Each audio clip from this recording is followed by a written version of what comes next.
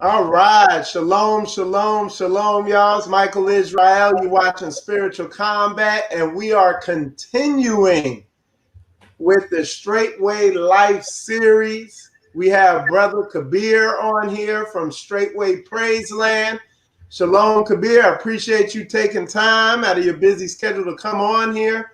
And what I'm going to do, Kabeer, I'm going to hand it over to you to just introduce yourself and talk a little bit about Praiseland, and then we're going to get into the interview. So I'm going to hand it over to you, Brother Kabeer.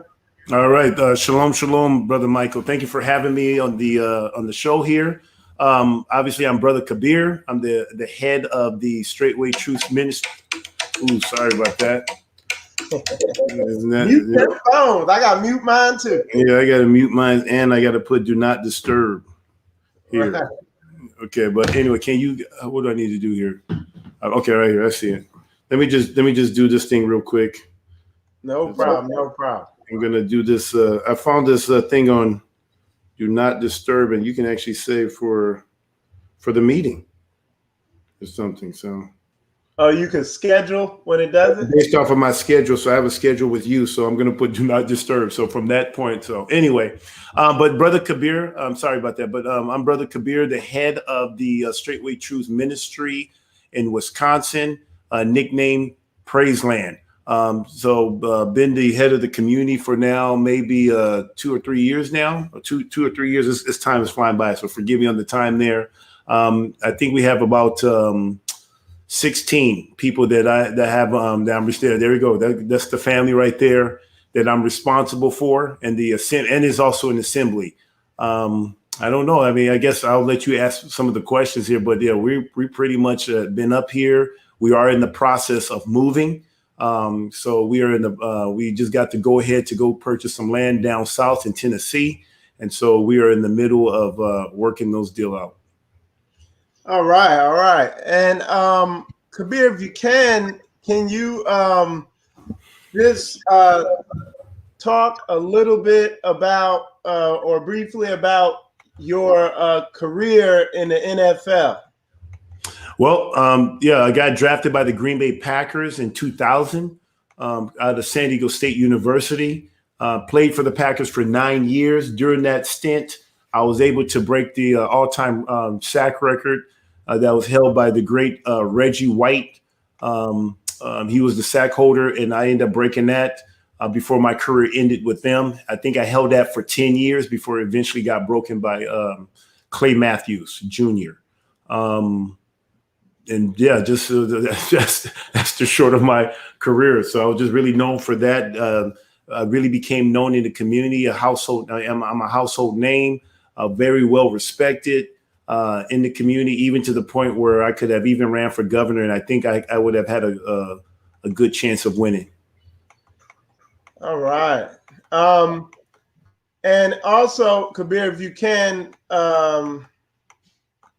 and hold on one second. Let me get something set up here.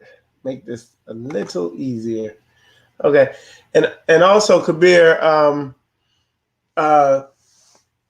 just so people can understand, if they don't already realize, how many years would you say you were in the NFL? Whoops. Can you hear me? I think it hung up on us. So we're gonna it should come back in, but it looks like we had looks like an internet issue on Brother Kabeer's end over there. But what we'll do while we're waiting for them to get back on here, because I'm sure y'all could hear me fiddling with these pictures over here, but I'm going to show you some pictures of Brother Kabeer.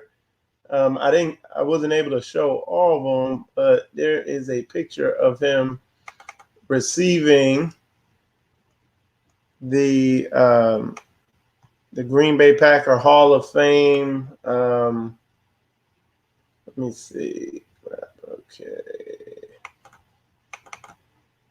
There we go. I'll put it up. So this is a picture of him receiving the Hall of Fame award. So let me put this up here.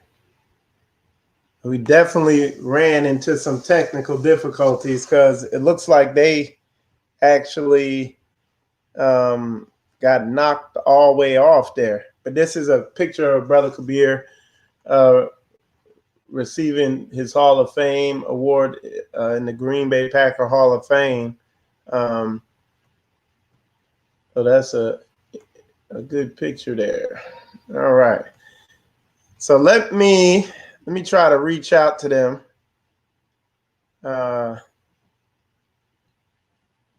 You obviously know this is going to be a good interview if we're already having all these technical difficulties. So let me see if I can figure out what's going on over there on their end. Let's see. Maybe the computer went out or something. There's a phone call. Hey, Shalom. What's going on?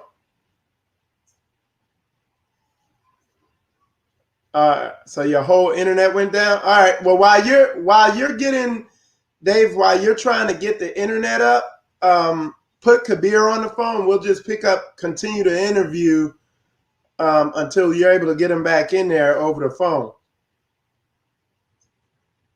I'm here.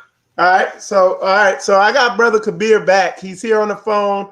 What we'll do is we're going to conduct the interview like this until they're able to get their internet back up. Okay. So Kabeer, so where we kind of left off is you, needless to say, you had an way above average career in the NFL. Would you say that? Yeah, I mean, I played good enough to be able to get to the Green Bay Packer Hall of Fame. So I was inducted in 2013 into the Packer Hall of Fame. And a lot of time when people get inducted, usually because you won the Super Bowl or you did something. And so obviously I was not a part of the team that won the Super Bowl. So it's literally just based off of my play on the field. So in a way that you can tell that obviously, I was a force to be reckoned. I just didn't have a lot of, I played with the likes of Brett Favre and things of that nature. We just didn't win the Super Bowl. But so I think that's even huge when you can get there, not necessarily having some of the stuff that could help you to get into a team's Hall of Fame. Right. So fast forward into you and hold on one sec. I think I'm having an issue here. This is the devil, bro. This is straight to the devil. Now my stream's messing up. Going to Facebook and YouTube the stream's messing up going to Facebook, but we're still kicking hard to YouTube, so we're good. I'm not even gonna worry about it. So somebody doesn't want the word to get out, huh? It's gonna. The devil is a liar. The devil is a lie. All right. So Kabeer, if you could fast forward, you got out the NFL and you were you'd been married. The marriage began to go down the drain, and let's pick up there if we can. Yeah. So pretty much I was married for 16 years to my wife, my first wife. We had 7 boys, 1 girl. During that time, it was during my time obviously playing in the NFL. Everything was good. I mean, most people will say we had a good marriage. We had a good marriage from a Christian perspective, from a worldly perspective, even from my perspective at the time. You know what I mean? And if we ever had any arguments, which every marriage you have some type of disagreements, we were very proficient in resolving those conflicts. We were very good at resolving conflict, even to the point that we taught people how to resolve conflict. So We never let the sun go down on our anger. We had that. Well, that was a principle we had, is that we never let the sun go down on anger. We resolve it, and we always found a win-win situation. Then fast forward, July 1st, 2017. Now this is, I was kind of getting ready. I did become a financial advisor during that time, but I decided to go after the CFP. That's the Certified Financial Planner designation, which only how many people? Only 68,000 people have that, and out of that, 61% are what they consider African American or hue skin. So I decided to go after that, and I knew it was going to take some sacrifice. It was going to take time and sacrifice, and it was going to challenge our marriage. We were told that this is very hard. So anyway, I went after it.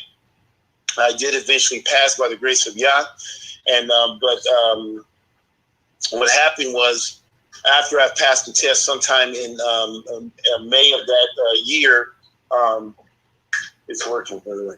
But yeah, but after I passed it that year in April of that year, we were just recovering from me going there. So it took me a year and a half to study, to do everything I needed to do to get the CFP designation. So we were now trying to, catch up, because I was busy, testing, and I really couldn't do date nights, all the stuff that Christians say they do, date nights and go on vacations, and the things that we couldn't do for that little year and a half. Right. And, but on July 1st of 2017 of that year, I had a dream.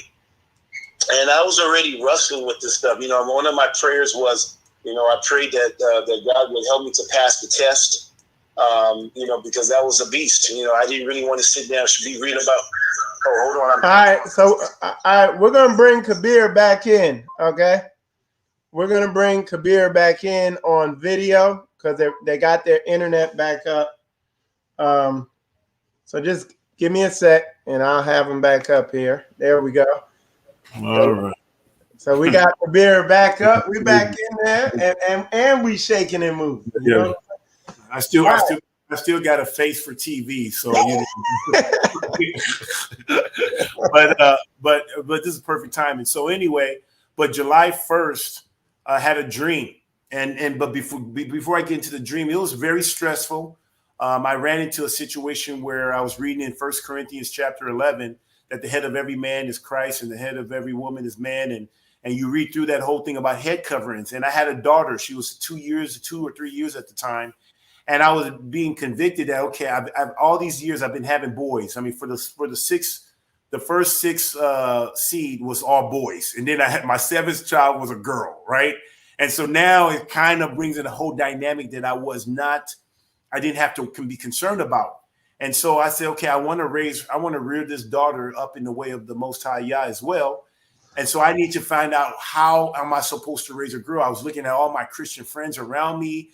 Their girls are older because they, my oldest was a boy, their oldest was a girl. But now I'm looking at their girls. They're dressing, they're showing half their ass.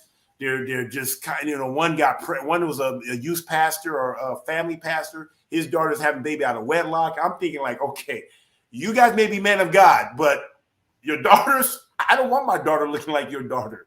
So mine's 3. I'm gonna try to do this different. I can't keep going in the same vein that you guys are going in, because obviously something is not right. So when I started looking at that, I started reading the Bible. I've been reading the Bible, but I was looking specifically on what is the role of a woman. So one of the things I ran into is covering their head. Why are girls not covering their head when they're praying? So it started off as something as innocent.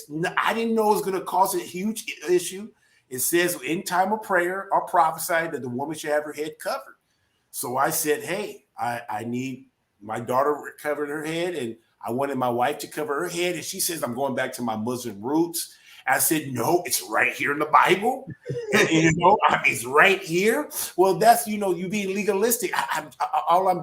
And what I started realizing was, before I can get on my daughter, who's only 2 or 3, I had to face my worst fear. I had to deal with my wife, because she was going to be the example that she's looking at. And so I can't be raising her one way and mommy is doing it totally different.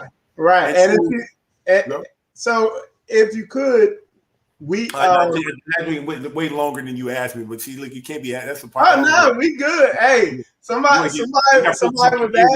Yeah. Somebody was asking me, so is it going to be a hard interview with Kabeer? Nah, all that Kabeer is easy to interview. You just steer him where you want him to go, and he just exactly. Yeah. So but bring it if back you in. could fast forward, the longer the marriage ended up falling apart. Yeah.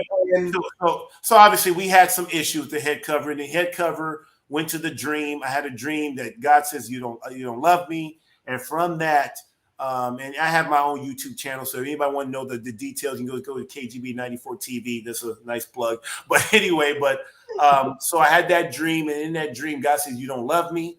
And then obviously I said, I do love you. He says you'll be tested. And so that kind of opened me up into a whole new world.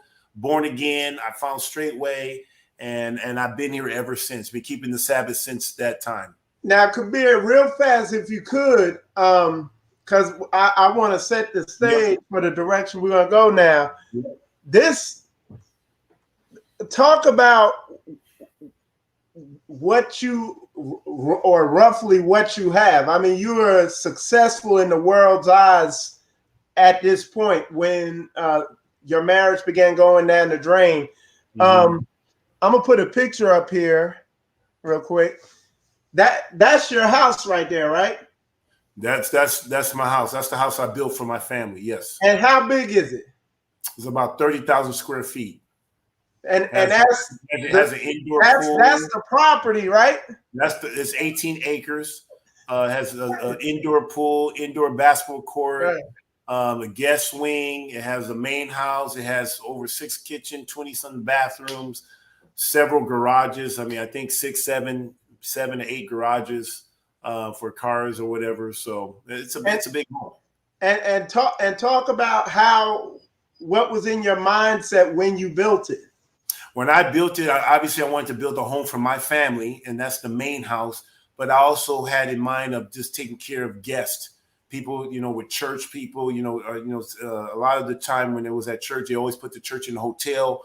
I think I have a gift in hospitality. I'm big on hospitality, and so I wanted to make sure that we had a house that had a guest swing so that we can have guests, and not only just one guest. We were fortunate to be able to have different guests that don't even know each other, because I had a lot of connection. I could say, hey, you can be in suite 1, or you can be in suite 2. We got a third suite. We can keep. They all had their code, the code to the gate, like a hotel. Just really, and I was the one that me and the cleaning lady, not my wife, but me and my cleaning lady, we're the one that made sure everything was, just first class and everything. And so that's kind of how that. And then we had the gym. And we rented it out to like the school, the Christian school, so they can do fundraiser. So I really try to use the house for the gospel. That's what I thought I was doing for the Christian community here. So and basically you had the zeal, and as much as you had understanding, you were serving Yah.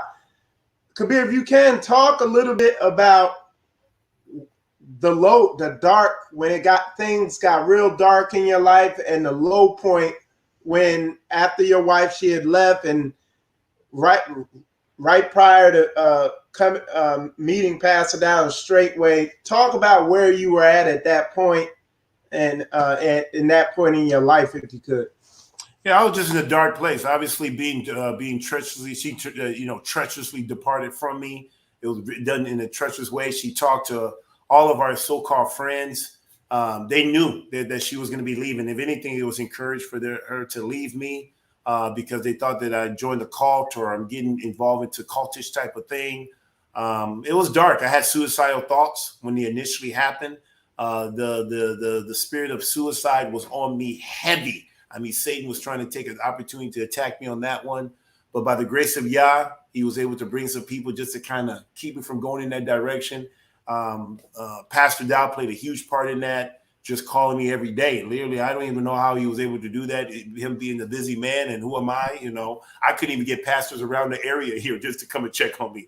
And I got a pastor from Tennessee. I don't even know the man at the time, and he's calling on me. And I found out after a while that pastor was saying, sounds like you're in a better place now, but he could tell that I was in a dark place with his discernment. And that's why he called me. He kept checking on me. We would talk for a good hour every day, an hour. And Pastor was, I'm indebted to him. So it was in a dark place. I mean, everything you have to know, I was a very popular, very well known, I guess. I don't know what you want. I thought I was loved, but now I know I wasn't. But at the end of the day, all of that stuff got stripped from me. I got stripped to just nothing. No one called me. No one would talk to me. No one would answer my phone call. My wife was able to do a great job in her smear campaign. So to the point where no one wanted to talk to me. And if anybody did talk to me, they got rebuked by her, and they didn't talk to me after that. So I may get, if I couldn't get my case, won at that time, it was over, So I was left. It was a kill shot. It was most definitely a kill shot. And I'm not supposed to be here talking to you right now, the way they were planning things, the way she planned things. Grace of Yah, I lived, and I'm able here to tell my testimony.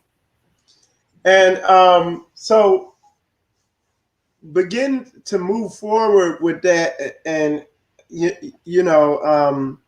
after you met Pastor Dow, you began talking to him. And how did you go from reaching out to Pastor Dow and talking to him to becoming a community and beginning to move saints and basically turning your home into a community? Well, it was, we were just doing community. Pastor came up here in December of that year that my family left in 2017. Came up here. He really just came up here.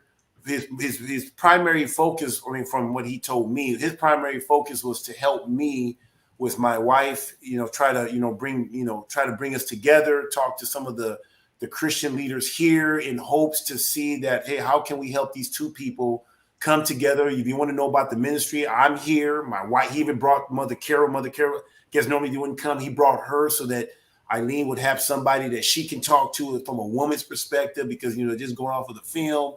But Pastor, in his wisdom, knew that she probably wouldn't come. Now I now know that, now that I've been in this, I get it. But in his wisdom, use this as an opportunity to reach out to anybody in this area, in the Wisconsin area, Minnesota, Chicago, anybody that's just in this northern hemisphere, to come and do a speaking engagement, And so he made something. So we got a hotel room, or at least a place where he can do speaking and everything like that.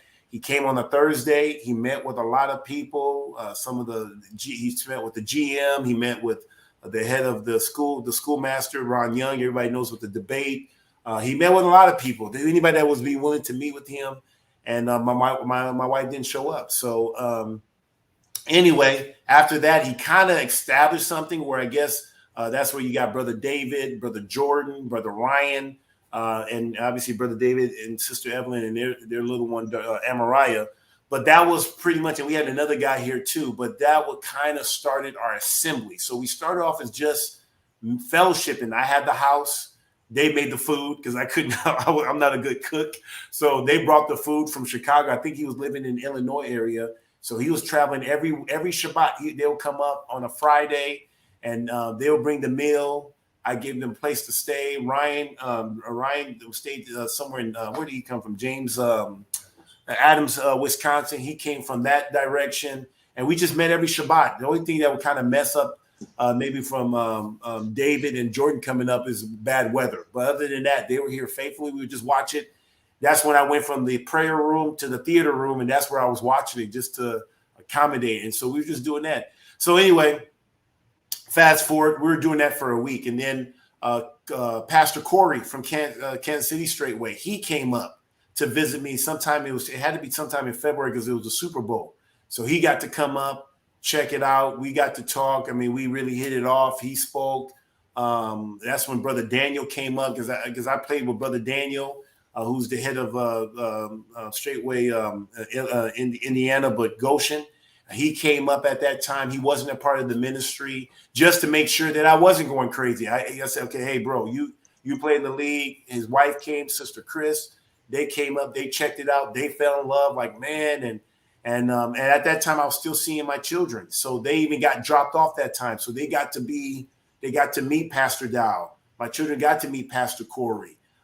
Even Chris and Brother Daniel was trying to talk to my wife outside at the time and saying, man, why don't you just come and check this thing out? I mean, they thought that I hated white people. There's a whole bunch of white people in the house. You know what I'm saying? So anyway, I mean, long story short, I mean, I'm just telling you that this is how I'm connecting the dots here, but this is how community happens. So then now I have a relationship with Pastor Corey. Are we good? Okay. Yeah, we're good. I have a relationship with Pastor Corey. And then Pastor Corey had wanted me and Brother Daniel. Now Brother Daniel joins the ministry. And so now I'm a part of the ministry. And he wanted to know if we can just come up to they had some type of football camp or some type of camp and wanted us to come to speak to the children, just encourage them, NFL players. And so, yeah, sure. And it gave us an opportunity to see the community. So we drove up to KC, me and I think it was after a feast, me and Brother Daniel and his family. We drove up to KC. And by the way, Brother Daniel's a bad driver. Just want to let you know for the record. Just want to put that in. So anyway, so we drove up and had a good time. But I saw how they did community. I'm like, wow, look at this. And now you have to understand that where they were at, it was one house, very small. I don't know how many people they had in the house. They had the service in the basement. Sometimes they'll go into the city. So we got to see when they go into the city, but it was just like, wow. Now it was small. It was really small, but the same spirit that you saw at Straitway Truth in Tennessee. And I'm thinking like, wow, this is a community. I said, I can do this and I can do it better. Now, I'm just saying that obviously I had way more house. Right. I mean, they were working with 2 bathrooms. I only knew of 1 bathroom, and that we were working with. I think the pastor had one, maybe Danny had one, but I just saw what they were doing, and it just reminded me of me growing up. I'm like, it's just a family of God. And so on my way back, I got on the phone literally driving back to Green Bay. I called Pastor. I don't know if I called you guys, but I called Pastor Dow. I said, Pastor Dow, I want to do community, because you have to understand too. Let me say this. I didn't, I remember, Pastor talking about it. I remember Brother David and Jordan talking about it. And to be honest with you, I didn't think community was necessary for me. I'm thinking like, oh, that's for people that, and I'm just being honest, maybe people that, need to put their resources together and, things of that nature. I just didn't see the need to do community, and not that I was even connecting the scriptures too at the time. I just wasn't, obviously I was coming from Christianity. So I heard about community, and to be fair, I remember Ron Young from the headmaster of Providence Academy, the one that he did the debate with. He's the one that actually brought community to me. And the way he sold it to me was that it was for people who are poor, people who don't have money, so that they can kind of do community, put their resources together. When they can get off their feet, then they can kind of get out of the community and start their own thing. So that's how, unfortunately, I kind of was looking at it from those lenses. But as my mind started being reshaped with the word and understanding what community was really about, wasn't for that purpose. So when I came back, I said, I want to do community, because I needed this family. You have to understand, I was by myself in this 30,000 square feet home, all by myself. I couldn't wait for Shabbat, because I knew that my brothers was coming, my sister was coming, food was coming. You know what I'm saying? So, I mean, when they left, it was sad. Sunday, they'll leave on first day, and I literally would go back in bed and just sleep and hope that when I wake up, it's Shabbat again. Like I needed Shabbat, because you have to say, I wasn't leaving the house. No one was talking. I was just eating cereal. I mean, it was lonely. It was bad. I mean, so when I was around the saints, it really just gave me life. I needed that, And so anyway, so when I came back, I called Pastor, I said, Pastor, I want to do community. He says, okay, when you get back to Green Bay, give me a call. Make sure everybody's it's there, and we'll do some type of FaceTime or whatever. So anyway, I didn't know what he was going to say. I just told him I wanted to do community. And I think that's when I told the guys, hey, guys, I want to do community. Pastor said we're going to do a meet. So it was on our phone. I think Pastor was on the deck of at the dining hall, and it was right there. He says, okay, guys, Kabeer made it aware that he wants to do community. Is this something that you guys all want to do? I think these guys are already looking for community too. And so he says, okay, Brother Kabeer, you're going to be the head of the community, and Brother David, you're second in command. That was it. I did not do community thing, and I was going to be in command. I didn't think I was worthy for that. I just lost my family. I mean, I'm looking to David. Like I'm like, hey, I'm willing to get, if I gave my house to these heathens, to Christians, to these devil worshipers, right? Mm-hmm. How much more am I willing to give up my house to hey, if David's the guy and here's the resources? I was good. I was more than welcome to accommodate whatever. And so Pastor, and I'm like, I said, Pastor, what do I do? I said, run it. It's your house. Run it the way you run your house. You know what to do.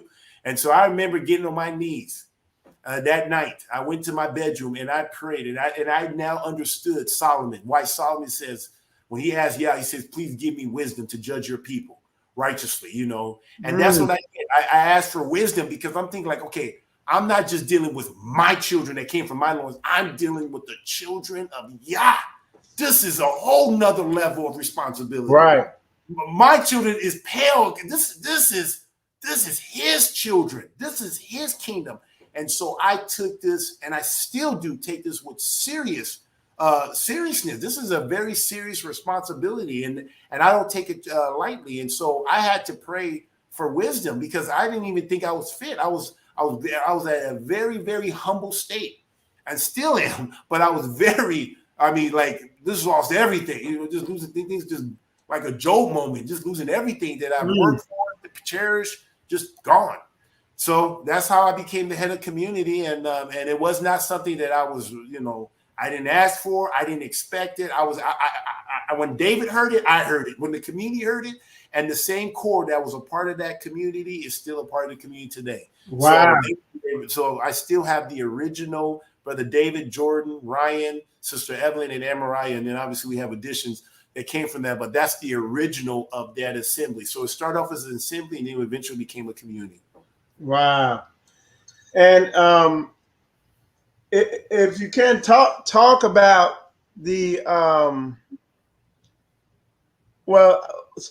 one thing I wanted to talk about is when I met you at the first time I met you was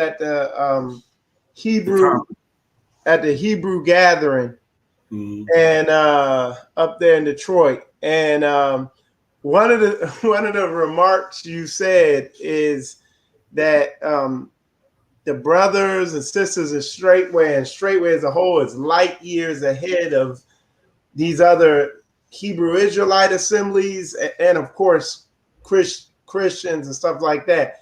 Elaborate on that statement if you can.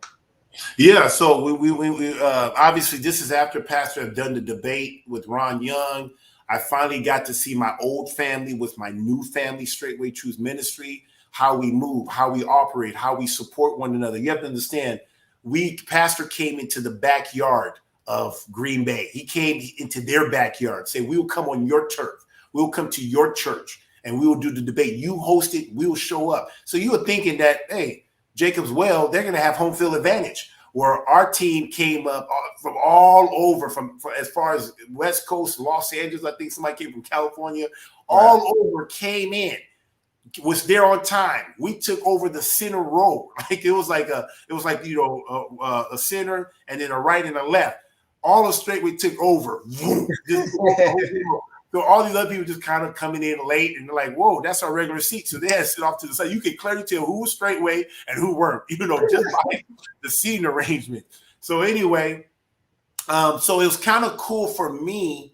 It solidified for me that, okay, maybe now they come together. Let's hear the arguments. Maybe Ron Young is going to put Pastor in this place. And I didn't think that, but you know what I'm saying? But you get to see your two world come to your old world, new world coming together. And it was kind of like this. It was like, wow, I'm on the better team. Like, I feel like good. I'm so glad to be on this team. Like, they just got their ass whipped. You know what I'm saying? So I was very proud to be a part of Straitway because of how Pastor Dow handled himself in the debate, how we handled ourselves, how we left the place better than we left it.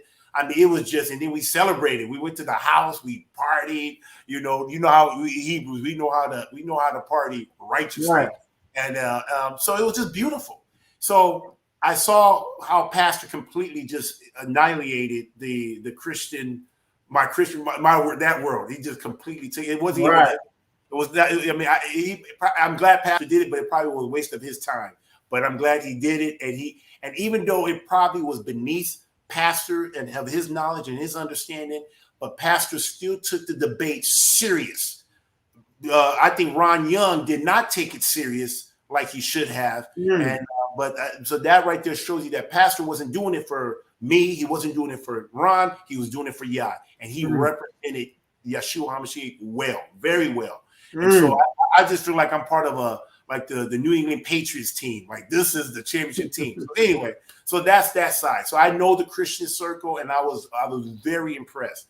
Now we go into the Hebrew gatherings, right? So now I'm starting to, the only thing I really know is about Straitway. I heard about some IUIC and some, camps. I don't know. I'm new to the whole Hebrew.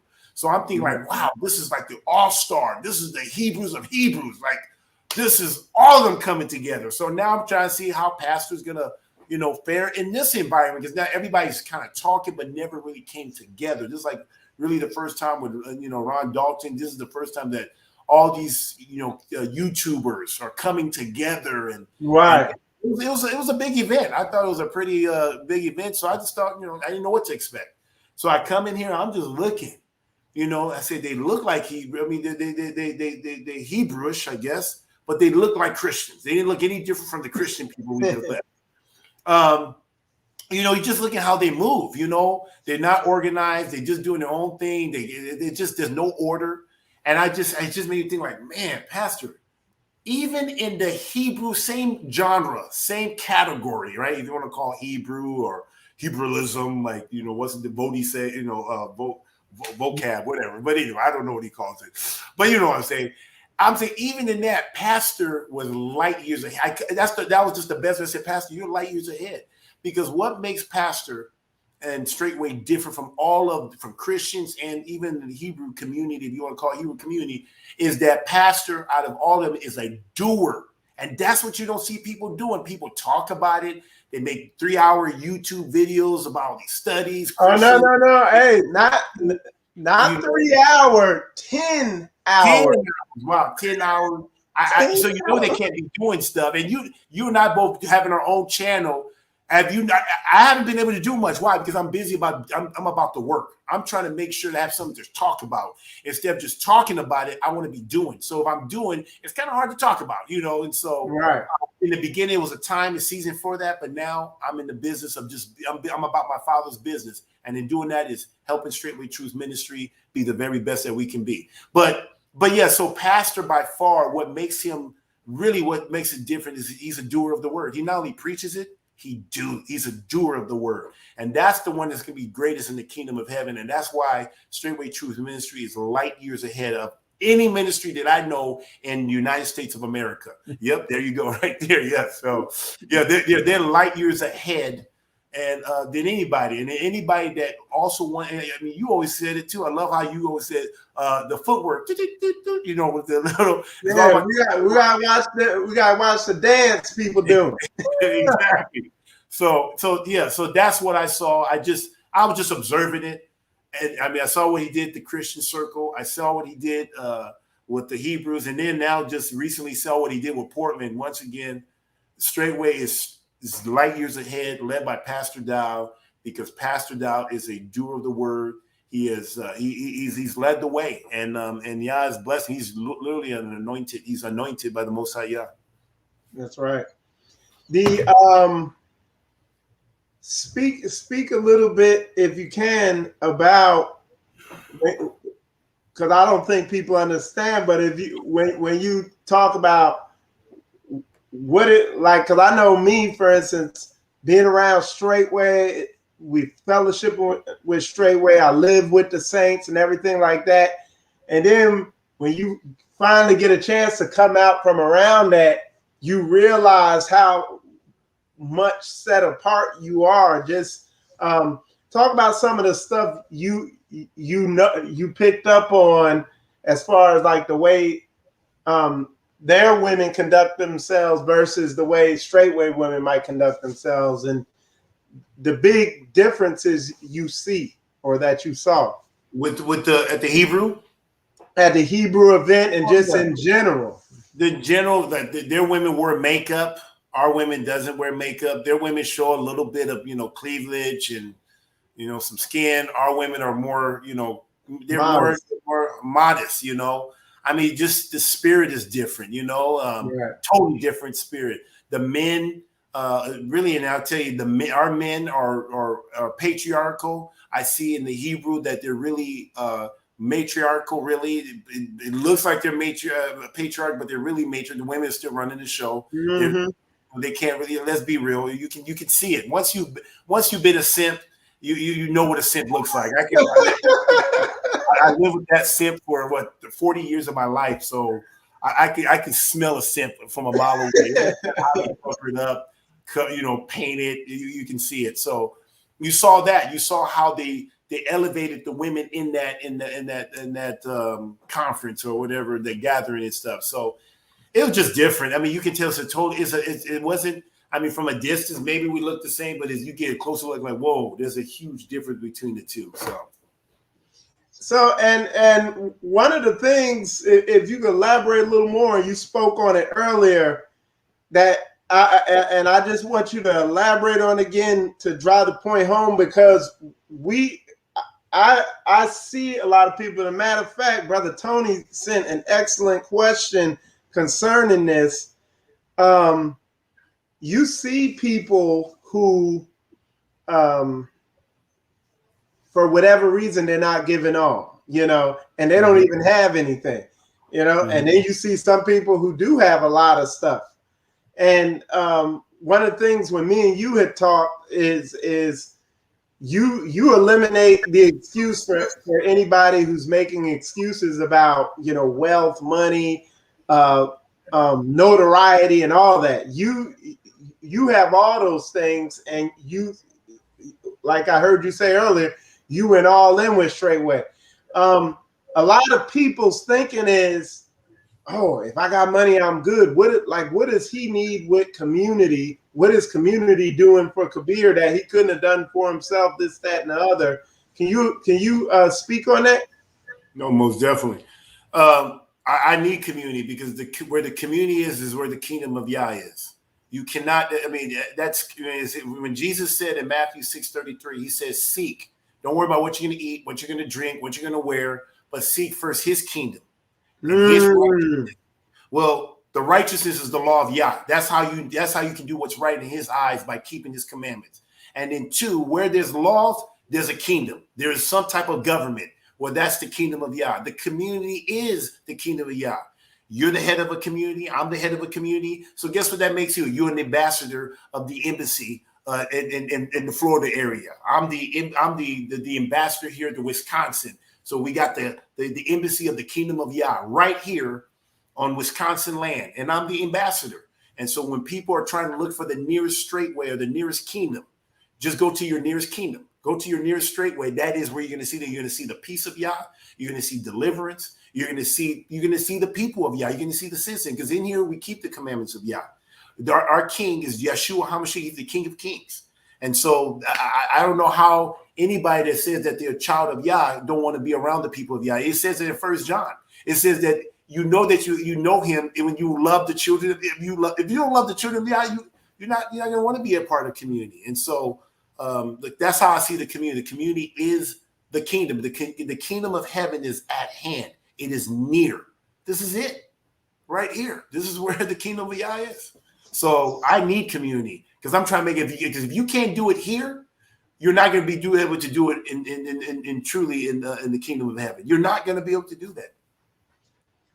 So if we can't live amongst each other here on earth, there's nowhere we're going to do it in heaven. Right. Kabir, can you? I don't know if I answered your question. I know you know. You did. What is a prophet meant to, to forfeit? My computer is acting up, man. Yeah. I know it's when you know when it's good, when the computers start acting up stuff. Yeah. All right, so Kabir, if you can talk about how your community functions. Your house is huge, and so you're able to accommodate a lot of saints in the house. Just talk about how it functions. And I was just talking to you, talking to Dave, and listening. It's like talk about also how the efficiency of living communally has helped you in your life.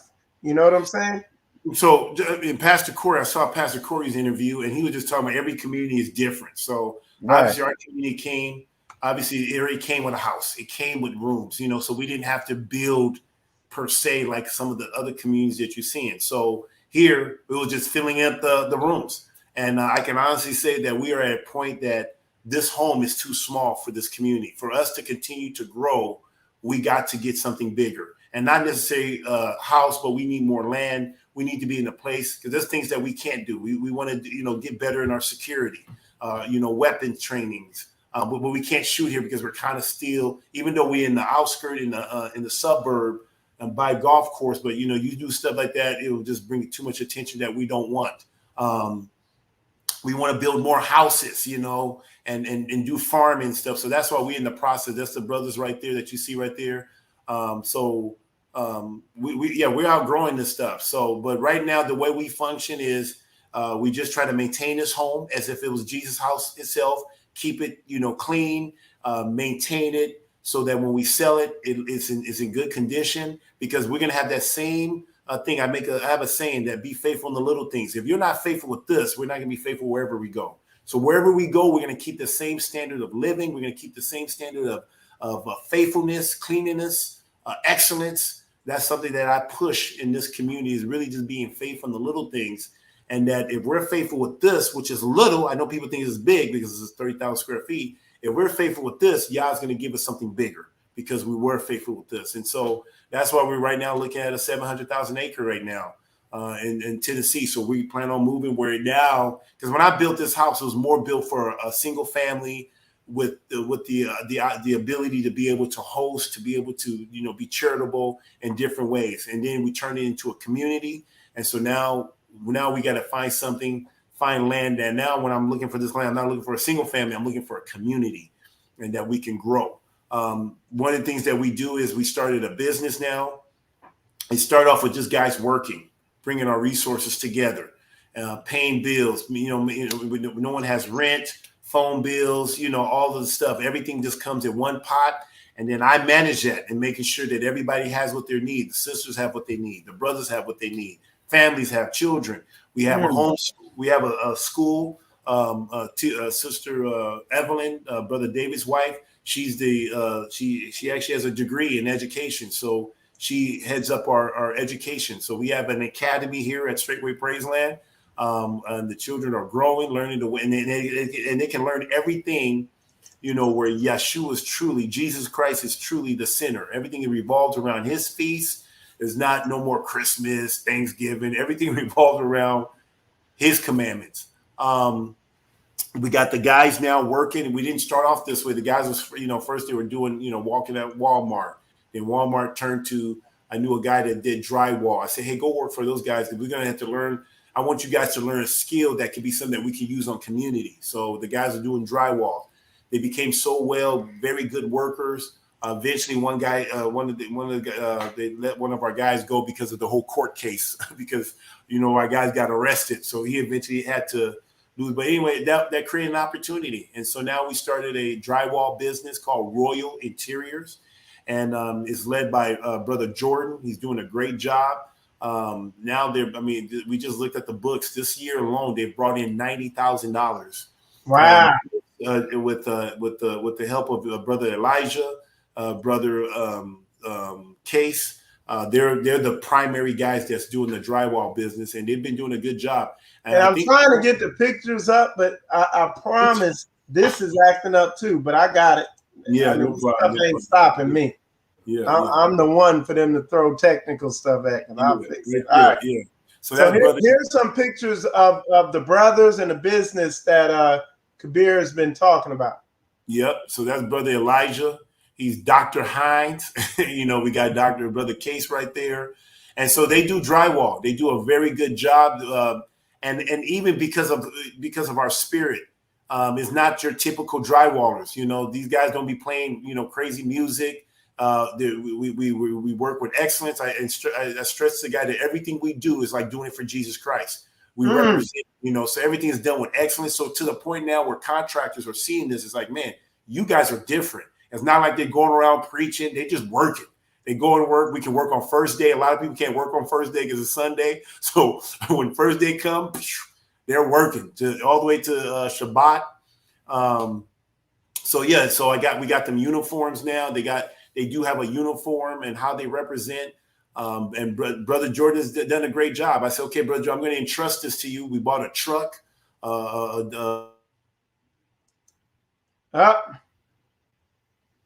Their internet might have went out again. Y'all know we under attack, man. Y'all need to pray, man. Pray for technical technical blessings, because they definitely, I think Kabeer's internet went out again. What I'm gonna do is just wait for him to call me, and we're gonna continue the interview. We're gonna press forward. We're going to keep shaking heavy. We're going to keep moving hard. We're going to press forward. It's like all my stuff is under attack here. All right. Can you hear me, Dave? What's that music?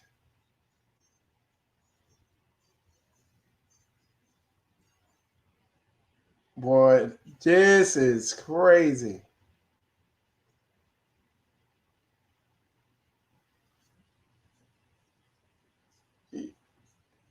Yeah, this is crazy, man. All right, hold on. Can you hear me? All right, put Kabeer on. We'll just continue on speaker till you come back up again, okay? All right. All right, go ahead, Kabeer. Are you able to hear me? Yeah, and so so you were talking about the business. You said y'all got uniforms. Yeah, we got uniforms. So everything that guys do is they do it with excellence, right? So it's getting to the point where now we're becoming known in the inner circles of the drywall industry, where guys are now getting more bids, and so we expect to be making maybe close to $200,000, even maybe close to $300,000, in next year for sure. But we're getting really, but we're doing well. The overhead is low. I mean, it's very profitable, very profitable. Right. And then we got Brother Ryan and Brother Tristan. They're doing the framing. So they work with another guy. And once again, just the way our guys are, their spirit, their work ethic. Because like I said, stress guys they work hard. They work hard, do everything, be faithful, treat your boss like it's Jesus Christ himself. You do everything with the thing, and you'll see that's it's gonna help you a lot. So even the people that they're working with, this guy for the framing, he says, man, you guys are good, man. I mean, when you guys move, he said, when you guys move, I think I'm going to retire. Because I'm not going to find he said, I'm not going to find anybody as good as you. You know what I'm saying? And he doesn't even want to teach them necessarily everything yet, because he's afraid they're going to take over, because that's how good they are, Yeah. And I told him, hey, you be loyal to that man. Learn everything you can learn, and, be loyal to him. He will teach you. He'll teach you the business. So anyway, so we got the drywall, we got the framing company going. I mean, there's not a company. Hold on. All right, so he's back on. We're bringing Kabeer back in. I'm a Hank. He hung up. Okay, but yeah, so you can see the guys with their framing. So they're doing a great job. So they're making the money. So right now, our attitude is just keep stacking. We're just gonna keep stacking. Try to make sure that we can able to get to the point to maintain this house without pulling from the brokerage account. Just even financially. I mean, I'm a financial advisor, and I'm gonna tell you, I wish I would have known about community a long time ago. But just financially, can you imagine when you put all the resources together, just economically? When you think about it economically, we got, instead of me hiring a woman to come and clean my house, what I used to do with my one family, I got sisters now who cook and clean. And they make sure the food is, we get treated like better than restaurant. I don't even want to go to a restaurant. I'd rather just stay home and eat here. You do, yeah. Comes over, I'm like, hey, just come over to the house. Trust me. Yeah. No one's going to beat our sisters. You know what I'm saying? Yeah, so it's just, even my dad, Pastor Dow told me to bring my dad home. I used to pay $40,000 there. Now, Sister Kyrisha, she take care of my dad. I mean, when I think about the money I've saved, I mean, I think I did the calculation. I think I'm saving $170,000 a year that I used to pay. But that's just, I mean, we cut our own grass now. We maintain the land with Brother David. He's leading that. He take care of the ground. So when you see the ground and the grass being kept, the landscaping, that's led by that Brother David. So we just try to make sure that says, okay, maybe we can't build. Maybe we can't do the gardening like we want to do it. Because right now, that's not even where we want it to be. That's not Praise Land standard. Because like I said, we're limited a little bit. But I said, let's be faithful with this stuff. But these are skills that will be transferable when we move into our land. Because we're going to have that same work ethic, the same. I always make a big deal about aesthetics. I like things to be aesthetically pleasing. So we're still going to have that same standard, first class standard mentality wherever we go. We're not just going to just, throw some stuff together and say, hey, we got a functional house. The house not only got to be functional, but they got to be aesthetically pleasing. The community got to be not only functional, but aesthetically pleasing because we're doing this for Jesus. So anyway, I mean, so that's how we pretty much operate. I mean, we and I am the vineyard. I'm the husband of this, of this community. And I always tell the brothers and the sister, you guys are the bride. And the way you treat me like Christ Jesus, just like now as a community, we treat Pastor Dow or the elders like they're Christ, And so we here at Straitway Praiseland, we see all of ourselves as servants. And I'm the chief servant because believe it or not, the person who lead has to be the chief. You have to, the greatest among you is the one who's going to be the one that serves. And so, but yeah, that's how it's kind of a snapshot of what we're doing here at Straitway Praiseland right now. As the community head, I've been really focusing on developing foundations I've already gone through it a lot already. I've already come out of her personally, just personally. We now are at a position where we don't pay property tax anymore. We don't pay income tax. We don't pay sales tax. So we are a fully functional ministry, and we are now helping all the other communities do the same as well. That's good. That's good. That's good. So if you could, and 1 second, for those of you watching, we're about an hour in. If you guys have any questions, comments, or concerns, definitely put them in the comments. Brother Kabeer, I got a couple of questions here. So this is Brother Tony. He had a question. He said, and this goes along the line of what we had, some of the stuff you had hit on earlier.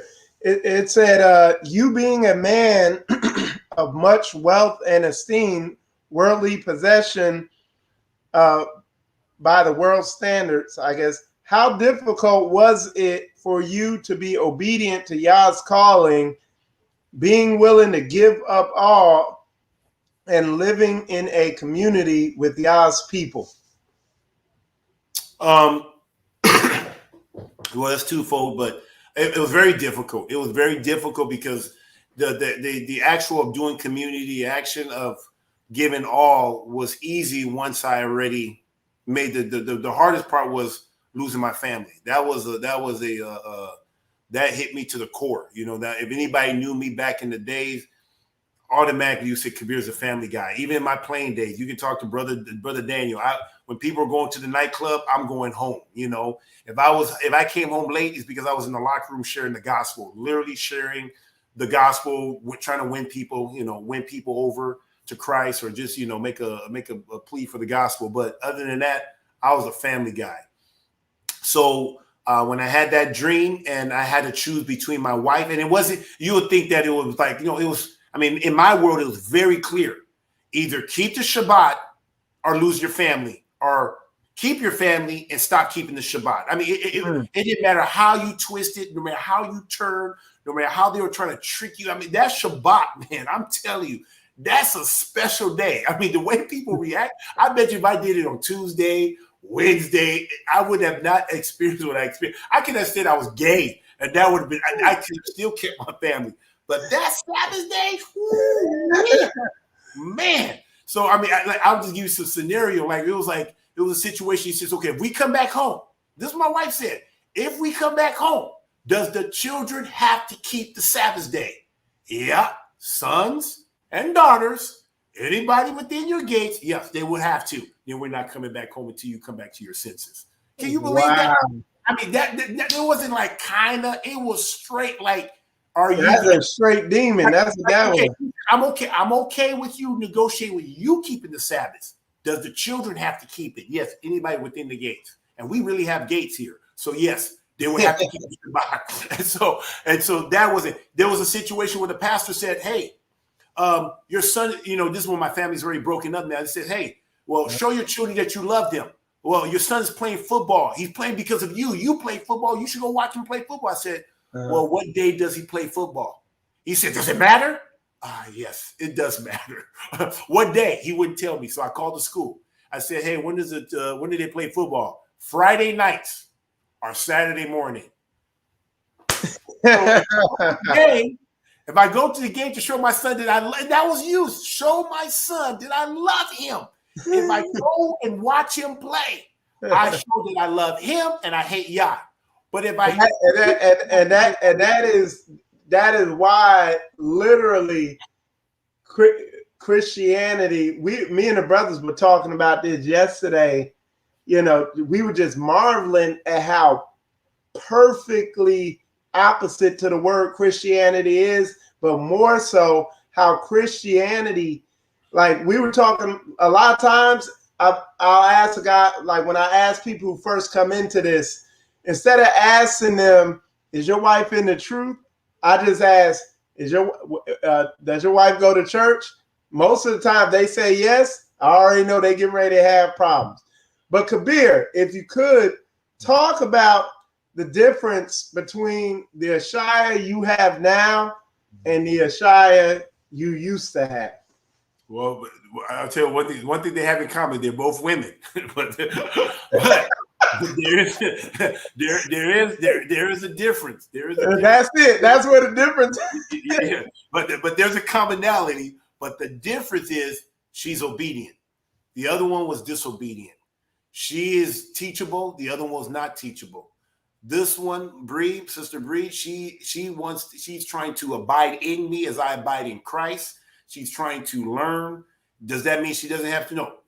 I got to rebuke. That's the thing as a husband, you have to learn to rebuke your wife. You cannot, like Mother Carol said it best. She said that Pastor Dow did not baby her. You can't baby these women. You have to dominate them. You have to rule over them. I'm not saying abuse them, but you got to treat them like they're children. You got to really develop their character, their inner, because they're women are very emotional. I mean, that's why it was bad when I was in Christianity trying to make a woman. How are you going to make a happy wife, happy life? That's impossible. I mean, I would say a woman's emotion is, I would say cryptocurrency stock market, the market is way more stable than a woman's emotion. Their emotions just go. I mean, I'll put more faith in that or in the stock market than a woman's emotion. And so that's why as a man, you have to be a strong pillar. You cannot move.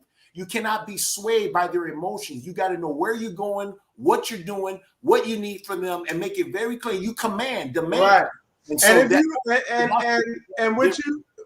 what I found with Straitway and just being a biblically masculine man, when you are grounded and you create a grounded environment, that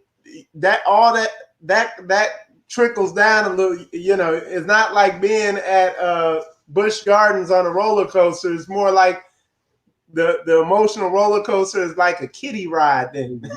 Exactly.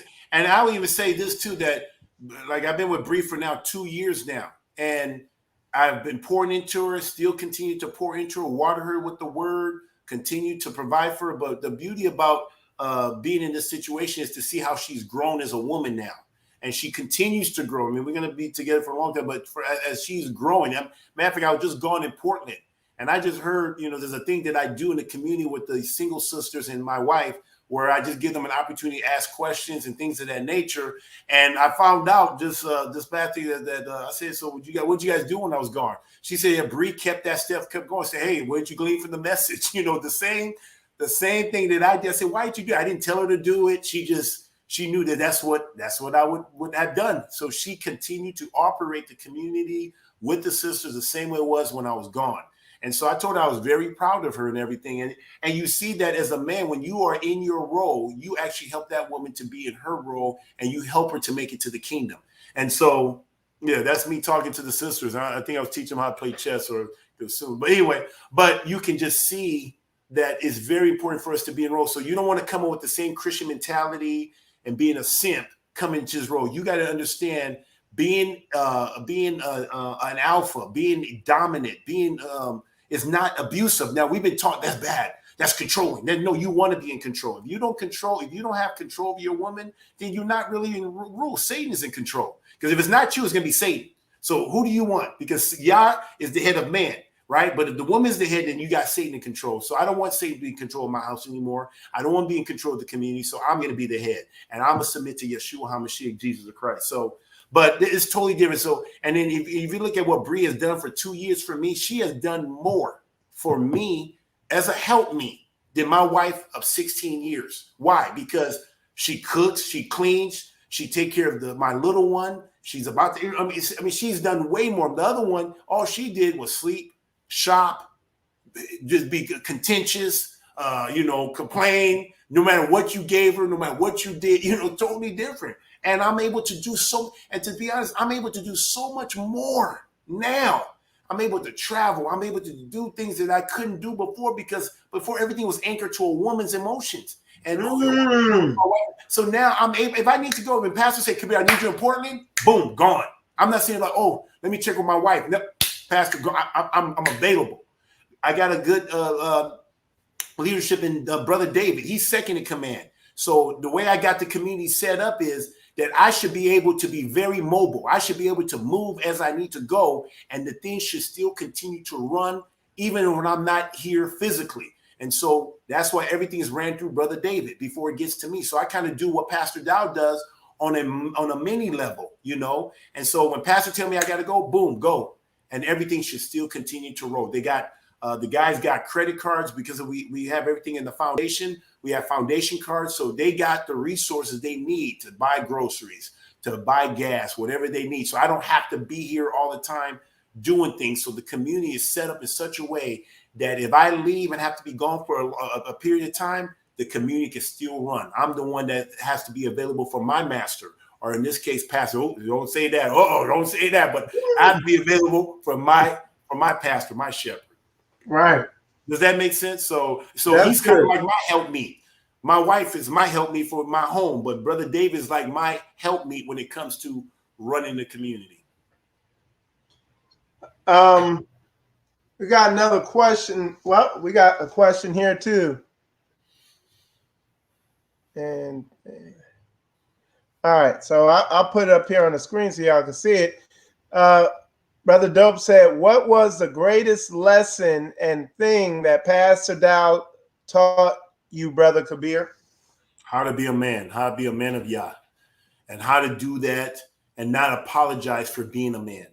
In Christianity, you feel guilty, just like these people in the West Coast, they feel guilty for being white.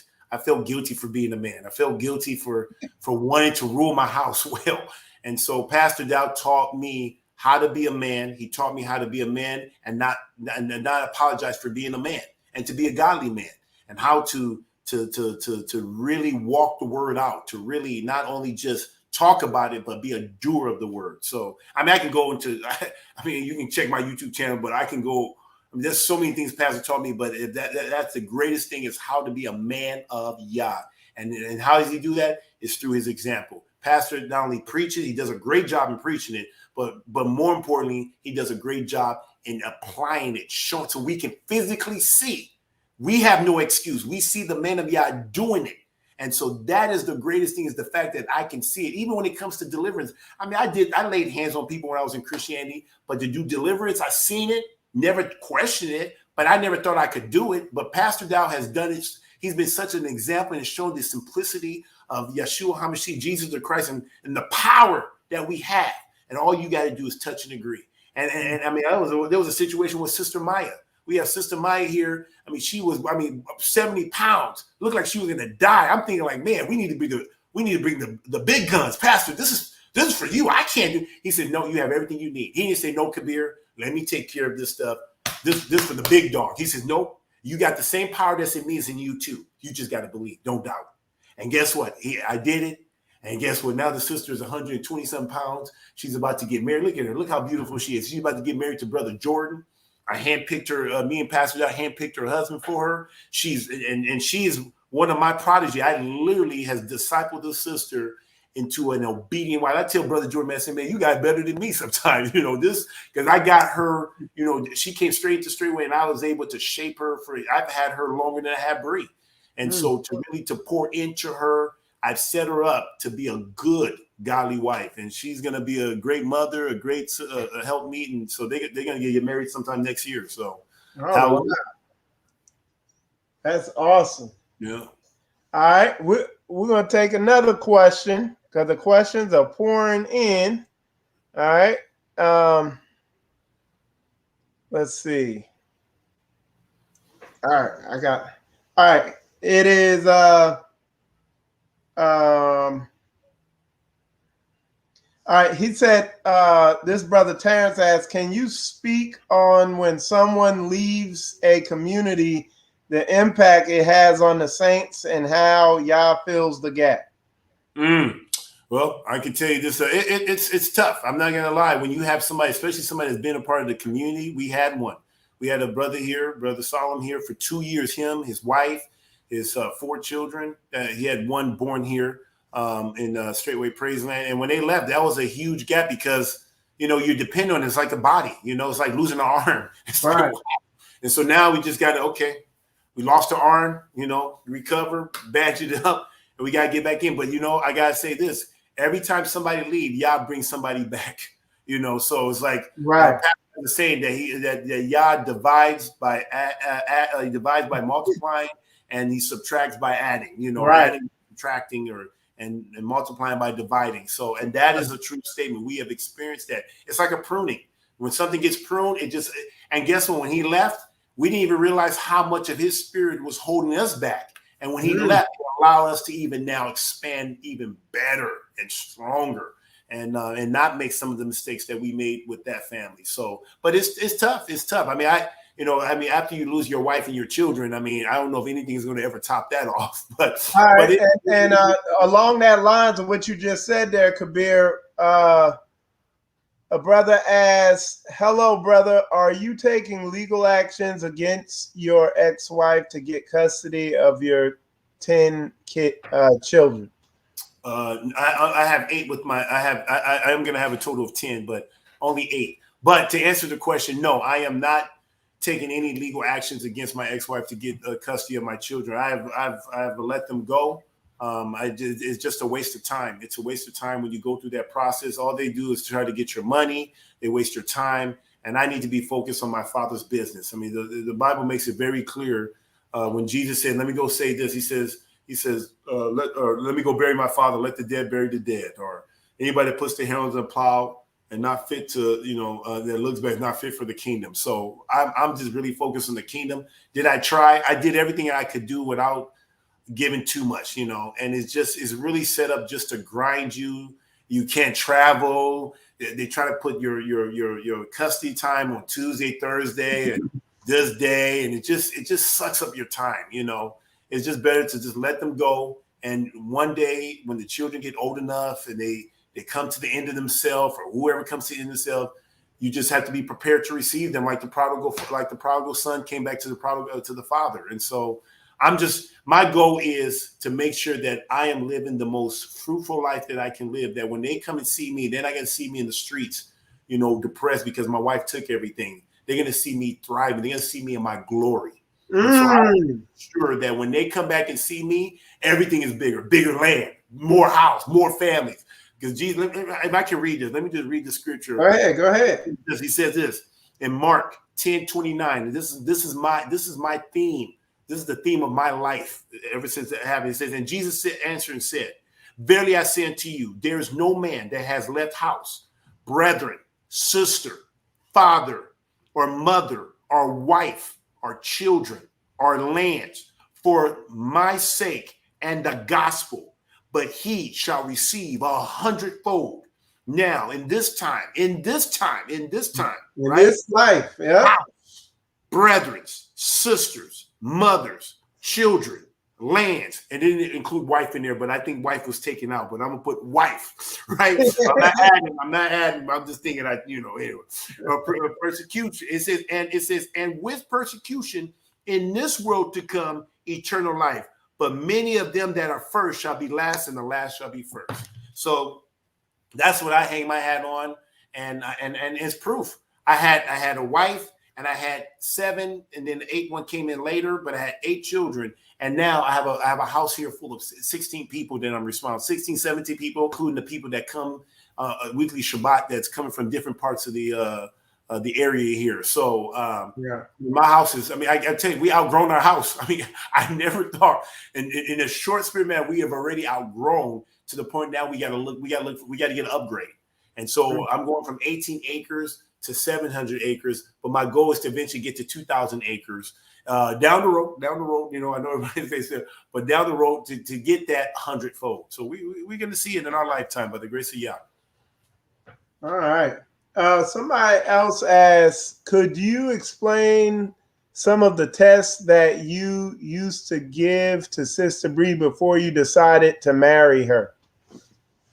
Just give her commands, things that I knew, that anything that I thought that she didn't like. One of the things was she didn't want to call me master. So I said, so then I make her call me master, or anything that I can, because there's some things that a sister can do, like cook for you. They could do. So if I find a thing that they don't want to do, it's really not about the actual thing. It's about, are you going to do the things that you don't want to do to please me, to obey me, right? And where did I get that from? Yah does that, right? Did you think I want to give up my family? I didn't want to lose my marriage of 16 years. Invested 16 years of time, money. We had 8 babies from that stuff. And Yah used that to test to see if I love him. And so the way you're going to know if a woman loves you is making her do things that she don't want to do. One of the tests was, I don't want you calling your family. And everybody's different. I'm just telling you what, I'm just answering questions for me. But one of the things was, I told her I didn't want her calling her mom or her family for 6 months to a year until I tell her say so. Because I need to make sure, because now I know the importance, because, they all think like, oh, this is weird. Why are you marrying him? And this. So I said, I just cut it off because I need you to be abiding in me. I don't need you to be having all these extra voices. So I gave her a new number so she doesn't call them. And then when the time came when she can now start calling her family, I said, now you call from my number.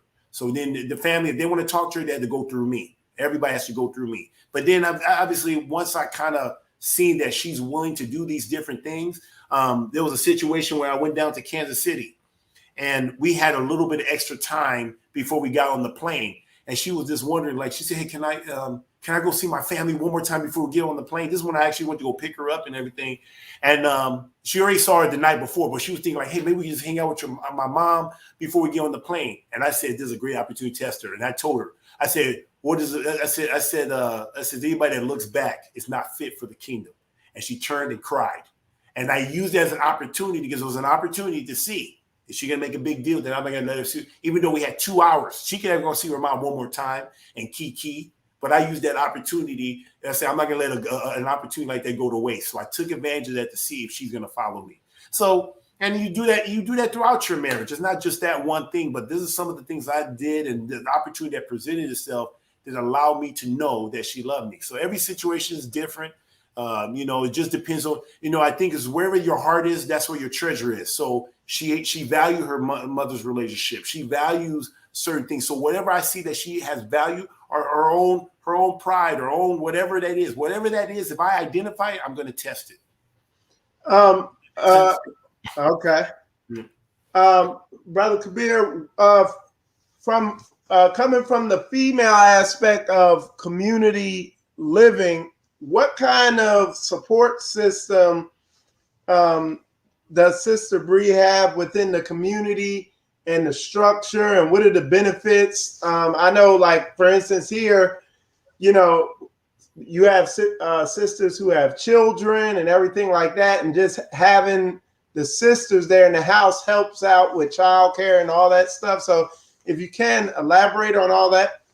I think the sisters have it easier than all. I think when we started community, well, I would say Sister Evelyn was different because she was by herself. But when all the sisters start coming, I think the sisters in the beginning have it easier because, in the sense that when there's other sisters, you don't have to. All the cooking is not on you. You can share the cooking load. You can share the cleaning load. You can help with the little ones, and so it's just natural when you have sisters. Yeah. I mean, it's kind of like being a polygynist, but you have multiple families in this case, and Right. different.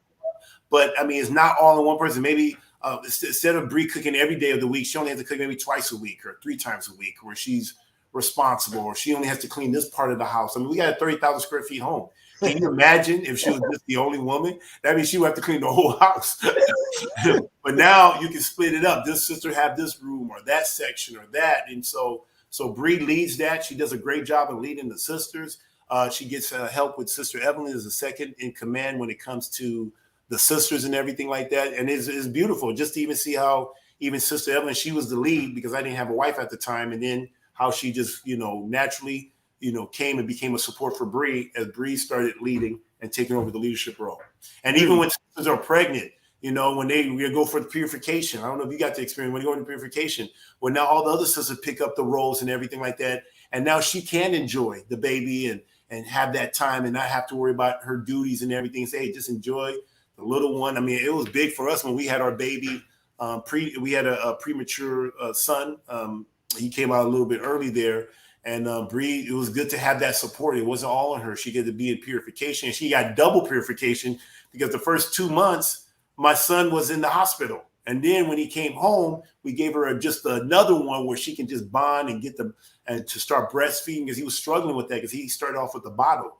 And so it was a challenge. And I'm just thinking if it was a regular situation, she would never been able to get that thing latched on. So community is, I think community benefits the women more than anybody. I mean, that's just my opinion. I don't know. Maybe people may say I'm crazy on that one, but I think they. But no, and what you said makes sense, because what this society has done is turn everybody's roles perfectly upside down. So the woman's out of the house; she don't have time with her children. So yeah, they get back in their natural role. So yeah, I agree with you on that. Yeah. Children benefits too as well, because obviously mom is home. We're going sisters, daughters can grow up and learn how to be a woman. We can take the boys and go with the bigger boy, go with the men and learn how to, it's community is the perfect environment to really raise a biblical family. I mean, now you. See, there you go, boy. He was getting it. I'm telling you, man, it froze up again. It looked like the internet went down, but he gonna call me. But he was really getting after it, I'm telling you, man, Satan don't want this stuff coming out. But his thing froze up again. But we're gonna Dave will be calling me here in a sec, and we're gonna pick right up where Kabeer left off. All right, there they are. All right, hold on. All right, go ahead, Kabeer. You said pick up where you were at, where you said community is a perfect place to raise a righteous family, if you could. To a biblical family, yeah. I mean, it's a perfect environment. I was doing that at a high level in the Christianity, and I can tell you the things that you end up running to as a Christian. When I was a Christianity, had the money, had the resources, but guess what? I had to hire a babysitter. I had to hire a cleaning lady. I had to eat out a lot more. I had to get private schooling because it was just too, you know what I'm saying? Just is all on one woman. It was just, I think she could have done more. She didn't do much. She took advantage of it. But you know what I'm saying? But even if Bree was in that situation, if she could have been in my first marriage, the same setup and everything, it would have been very hard. I mean, even Bree, she's like, wow, how am I going to do this? I said, Bree, you're going to have help. She didn't know how to really cook a lot. But guess what? She didn't have to come in the environment, have to know how to cook everything, because she can learn from the other sisters. She can just say, okay, I'm good at, doing desserts. But now she's starting to get to now she's doing the food part now. You know what I'm saying? Like, I mean, I'm very comfortable. If a sister come in here, I can pick up a new wife or get a new sister, single sister here. Say, come in here. We will break you in. We will teach you the ropes. We got sisters here who will teach you the way. I mean, it's a beautiful environment for a woman to be a woman and not have to have any worries, no bills, no headaches, no nothing. Everything is taken care of. All they got to do is just cook, clean, and just be a help me and do what they're told. Man, that's so it's beautiful. I wish I envy. I don't know if that even makes it work, but I wish my first family would have been able to experience this. This would have been such, and then you get to be in the same place that you worship. You worship from house to house, and you get to break bread and really live life together. In Christianity, they have the saying, right? They say, man, we live life together. Bullshit. No, they don't live life together. No, now we do live life together. right. Like, for real, for real. So it's not a slogan. It's a way of life. So if you could, brother, he put a question in here, and it is a good question. And I'm going to modify it to make it even a little better. But Brother Dope asks, what's a typical day in the life of the saints in the mansion or in the community home you live in?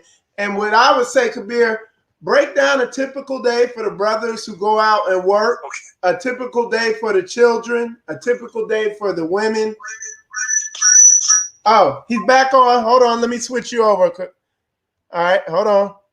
Got his stream back up. All right. All right. The typical day is, like you said, so obviously first day the brothers go out. Like right now, the brothers are gone. They're working. Now, we normally keep two back, but because we have the Feast of Tabernacle and because it's Labor Day, Brother David said, hey, you guys can go and help. So Brother Jordan has a crew of 3. It's just him and 2 other brothers. But we have other brothers who does the framing. They also know how to do drywall. So we can always increase that team from 3 to 5.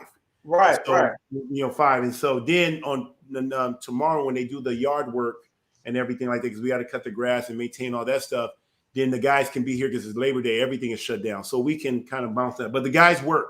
They work. Brother David, typical day for him, every second day. Is a second day he does shopping. So Sister Bree on first days right now or tonight, she's going to go in on Sam's Club, get all the groceries every week. She gets all that stuff, and then David goes pick it up because it's already, they just bring it to the car. He brings it in, then they stack that away. And then the sisters are cook and clean. The guys work. I just, I have a financial business that I'm doing. So I deal with my clients. If I'm not dealing with my clients, I'm doing ministry stuff, foundation stuff. So we just work. I mean, we work 6 days a week. We work during the week, not Shabbat, but during the week, we require our brothers to work out because I want my brothers to be fit. I want them to be, because right now, because we don't do a lot of yard, being on the land, I'm trying to prepare their mind that, hey, when you get back from work, we're going to get in the weight room. So we got Pastor Corey giving our guys workouts.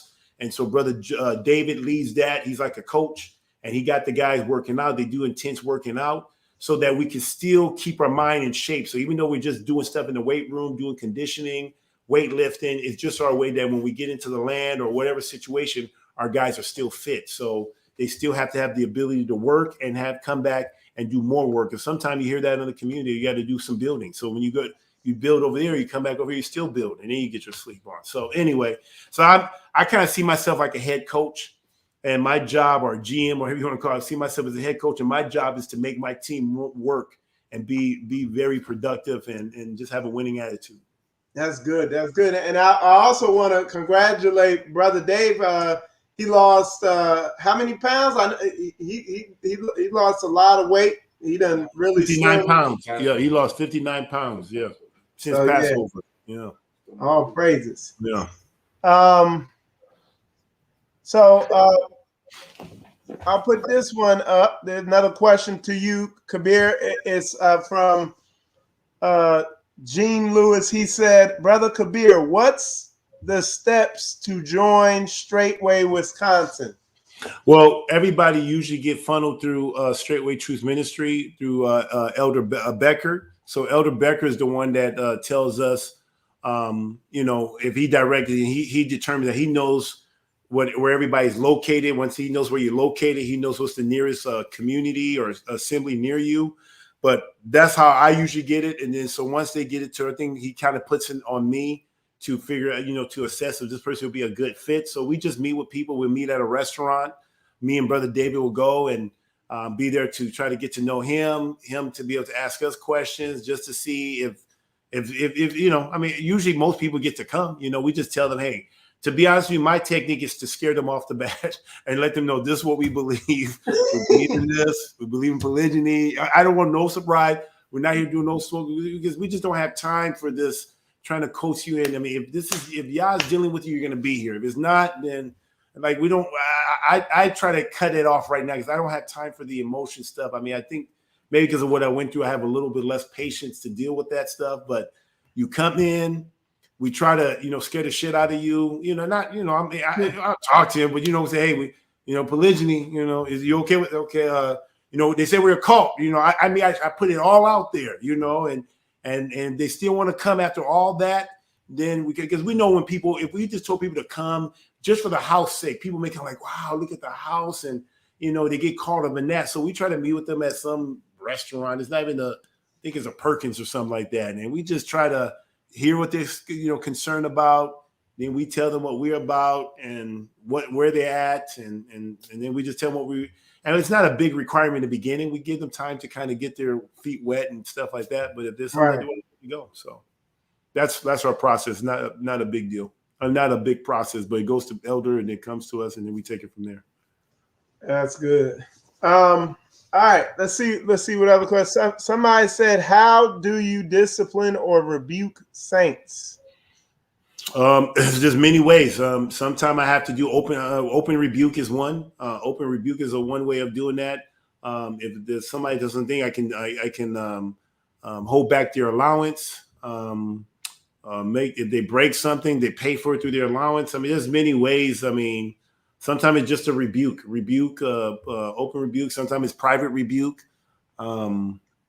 How would you say? Is that pretty? That's pretty much. I mean, I make the correction. I mean, we run a tight ship here, and I try to run this thing first class, like I did back in the days of playing the NFL. And so there's ways to get the message done. I mean, put it this way: if somebody's not going to fit here, I mean, I think the longest now you can say 2 years, but when people who are just trying to come in here, the longest somebody's been able to stay with us is 3 months. So I mean, I mean, right? I mean, about 3 months, 3 or 4 months. I mean, we have had people that came here, they kind of like the house and think it's cool, but then they see that we're really serious. And if you're not serious, you're not going to make it because and even to go to the feast too, you can't just go. We're not going to take you to the feast. You have to have shown yourself to be faithful here to even be allowed to go to the feast with us.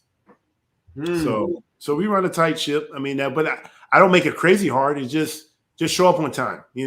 If we tell you to be at the meet at 3:00, we expect you to be there 2:50.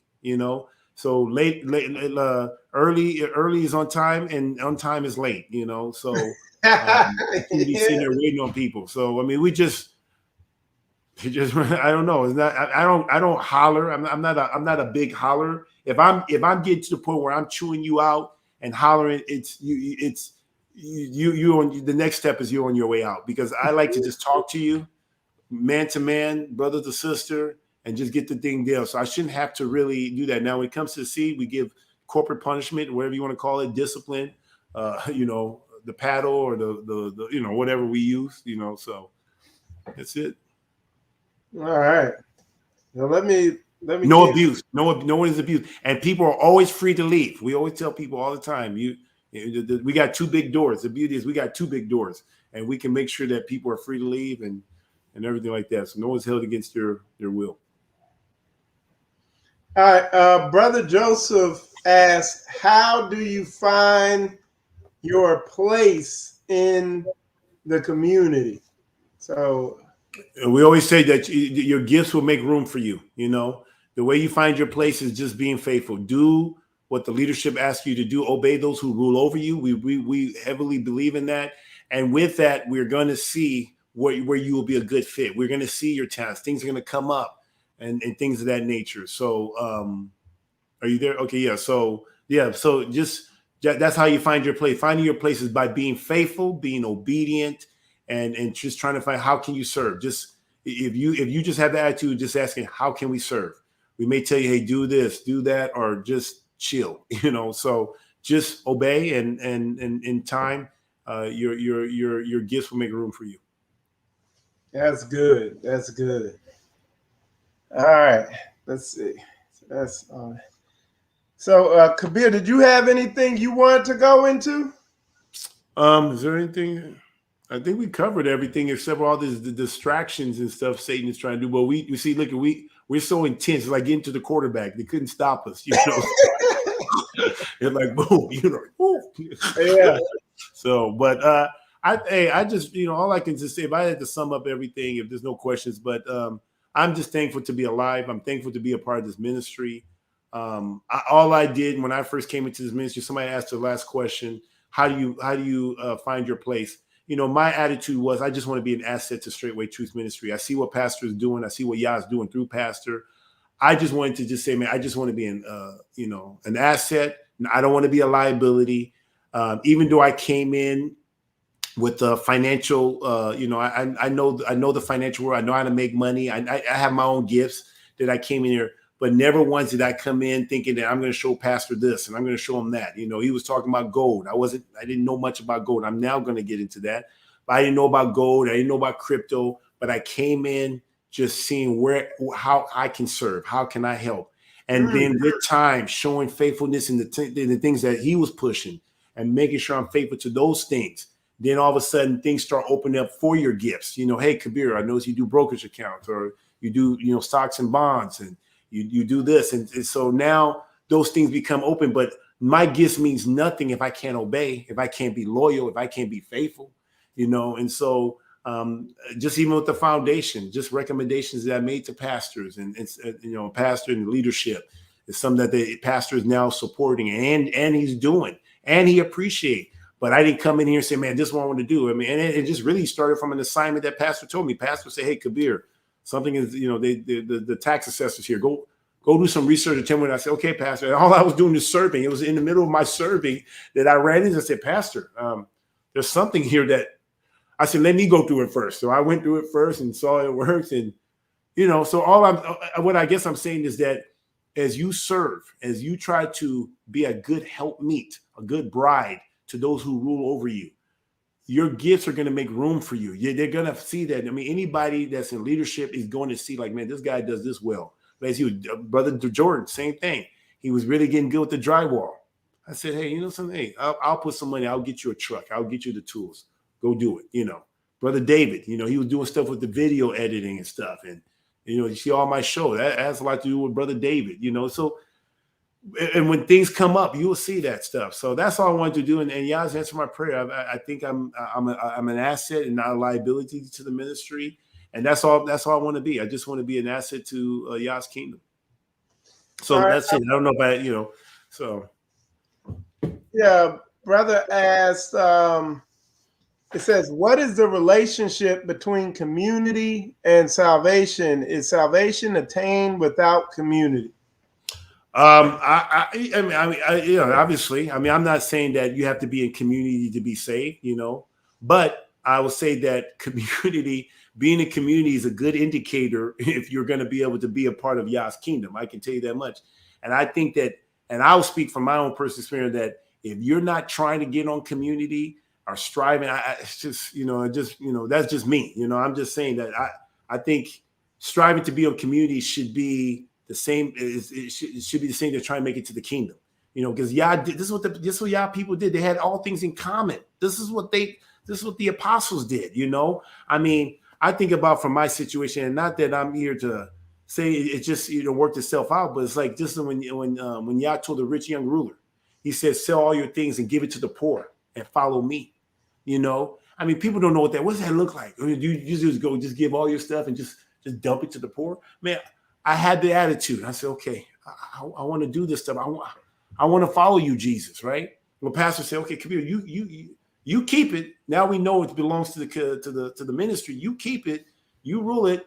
But now he has me. He has my. I mean, I'm here. I'm here. So it's not like I gave it and I'm just homeless and doing nothing with it. And so this house, yes, it's not my house. It belongs to the community now. It belongs to Straitway. It belongs to the foundation. And so I'm just managing it. Just like I never owned anything. Yah owns everything. We all are stewards. I'm just a steward. So all I am is now I'm acting and really am legally and lawfully a steward of his property. That's all I'm doing. I'm not going to take this thing with me. I mean, when I lost half of the thing to my wife and lost my children, it made me really realize how much I really own and how much I really didn't own. And so if I'm going to lose my stuff, I'd rather lose it to the things of Yah and not to some bullshit, if that makes any sense. So I know what it means now to give all that you have and give it to the poor. Because all the people in here, I don't think they had a lot. Maybe only one person came from a rich family, or at least a well-meaning family, but everybody, they didn't have much. So guess what? I made this house for my family, but they're too busy. Didn't want to abide by my rules. They want to do their own thing. So then I literally had to go into the highways and the byways. And now guess what? We are using the house. Right? We have a house, damn it. We're going to use the house.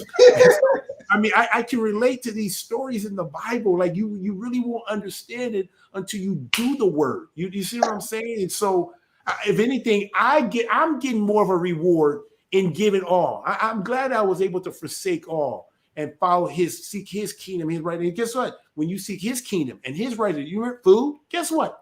I don't have to worry about food ever again. Shelter, don't have to worry about clothes. Never. We have everything we need. We all have everything we need.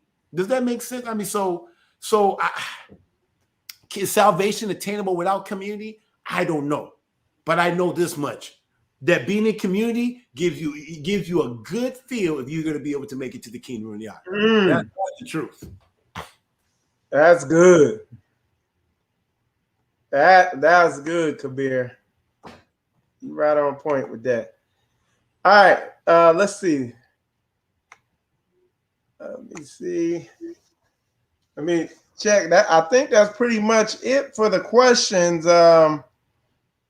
Kabeer. But I would like to show this. You have I don't know if you can say show pictures. Can you show a picture of the land, the new land that we're looking at? Yep. So I can at least share that, put that out there, speaking life. All right. Just give me a second. Go ahead and if you want to talk about something. Anyway, so now we're in the process because I just went out from we went to Tennessee, checked out a 953 acre. Pastor went out with me. See, even that's a perfect example. So many people can say, well, I got the money, I'm just going to go buy it. I'm really trying to make sure I walk and operate in such a way that is pleasing in pastor's sight, and just, really trying to make sure that I don't move without his blessing. Just because you got the resource doesn't mean you just go do it. Right. So Pastor went out the first time. This is the first land we saw. We said, man, this is a good land, but we thought it was too high at the time. So then Pastor said, go look around. So guess what I did? I looked around, and guess what? I wanted that land. I could have either said, man, I'm not listening to Pastor. I'm going to go ahead and get this land. I said, nope. Pastor said, go find something else. There's something else better. So we went around. I think we looked at 3 or 4 other lands. I mean, some of them was just like, man, Pastor just looking, just shaking his head. Nah. And then this last one we saw, it didn't have no creek. It had no water. And me and TJ, that's brother TJ to the right of me. But me and TJ both said, man, that Pocahontas land is looking real good right now. And then Pastor showed up, and we were just doing something else. And Pastor started saying, man, that Pocahontas is looking real good right now. And then we asked the realtor and said, hey, you want to show us another land for tomorrow? He says, Kabeer, I'm going to be honest. We don't have anything. If you didn't like this land, we don't have anything good. That land, the West is going to be more what you're looking for, but there's nothing here in the middle of Tennessee. It's all in the West here. And Pastor said, I think you got to bite the bullet on this one. Take that one. I said, you okay with that, Pastor? Said, yeah. So I put in the offer. I called the realtor the other day before Shabbat and told him, hey, go ahead and put in the offer. So we're going to put in the offer to buy it right for what they're selling it for. We're not going to do all this negotiation game because these are very wealthy people, so they don't need the money. And so we just say, hey, go ahead and put the offer. But what we did as a caveat is to give us time to sell this land is can we put something down? I think we said, can we just put down $500,000 to give us by the end of next year, by the end of 2022, to buy the land. And if we don't buy it, you can have the $500,000. I mean, that's kind of the initial offer. So we'll see if they'll take it. But we're serious. We're trying to come out of her, my people. I want to get out. I can make an excuse. Oh, yeah, I want to keep this house. I built this for my family. We're really not in the city, blah, blah, blah. No, I'm trying to get all the way out. I said, how come this land is way more? This is like 4.5 million. The land we saw that was 953 was 3 million. It had only one house. This has 5 houses. And we were wondering, why is it so close? And he says, because it's closer to Nashville. That land that we're looking at, it's further away. It's in the middle of nowhere. And we said, that's music to our ears. So it's a nice land, but it's far from everything. But if it was closer, that land would be maybe worth $10 million. But because it's in the middle of nowhere, it's cheaper. So anyway, so we're praying that everything will work itself out. I found ways that I can kind of, financially finagle this deal to make it profitable for the ministry and everything. So anyway, Yah's good. I mean, I'm Brother Israel. I'm not even thinking. I used to say that, man. Whatever. I'm not. If this doesn't work out, just take me away, Yah. Just give me Elijah. Just come and take me on the chariot, right?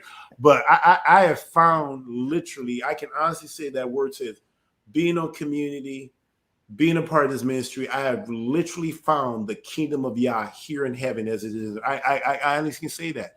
And I mean, even when I was away from my family, to come back, it's like, wow, I'm home. But even when I was at Straitway visiting, I said, I'm home. It's like, no matter where you go at Straitway, it's like, I'm home. And so I'm just thankful. I'm very, very thankful. I'm humbled that Yah saw it fit to open up my eyes and my understanding to be able to be in this truth, because being a man of wealth, being a man of means, he could have easily said, man, I'm not going to waste my time on this guy. It's easier for a camel to go on the eye of a needle than it is for a rich man to enter the kingdom of heaven. So the brother asked, does being part of community really part of salvation? Well, I'll say this. If you're a wealthy person, you have a slim chance of making it to the kingdom. That's what Yeshua said. That's what Jesus Christ said.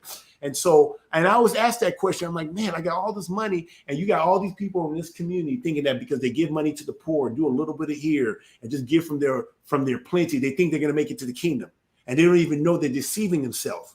No, what I'm doing is because it's exactly what Yah says. He wants people who has heart after him to do the work of the ministry, to set the captives free, to help his children. I mean, this is how Yah's providing. He's providing through people who have means, or who have wisdom, or who have some type of whatever that is that makes them great.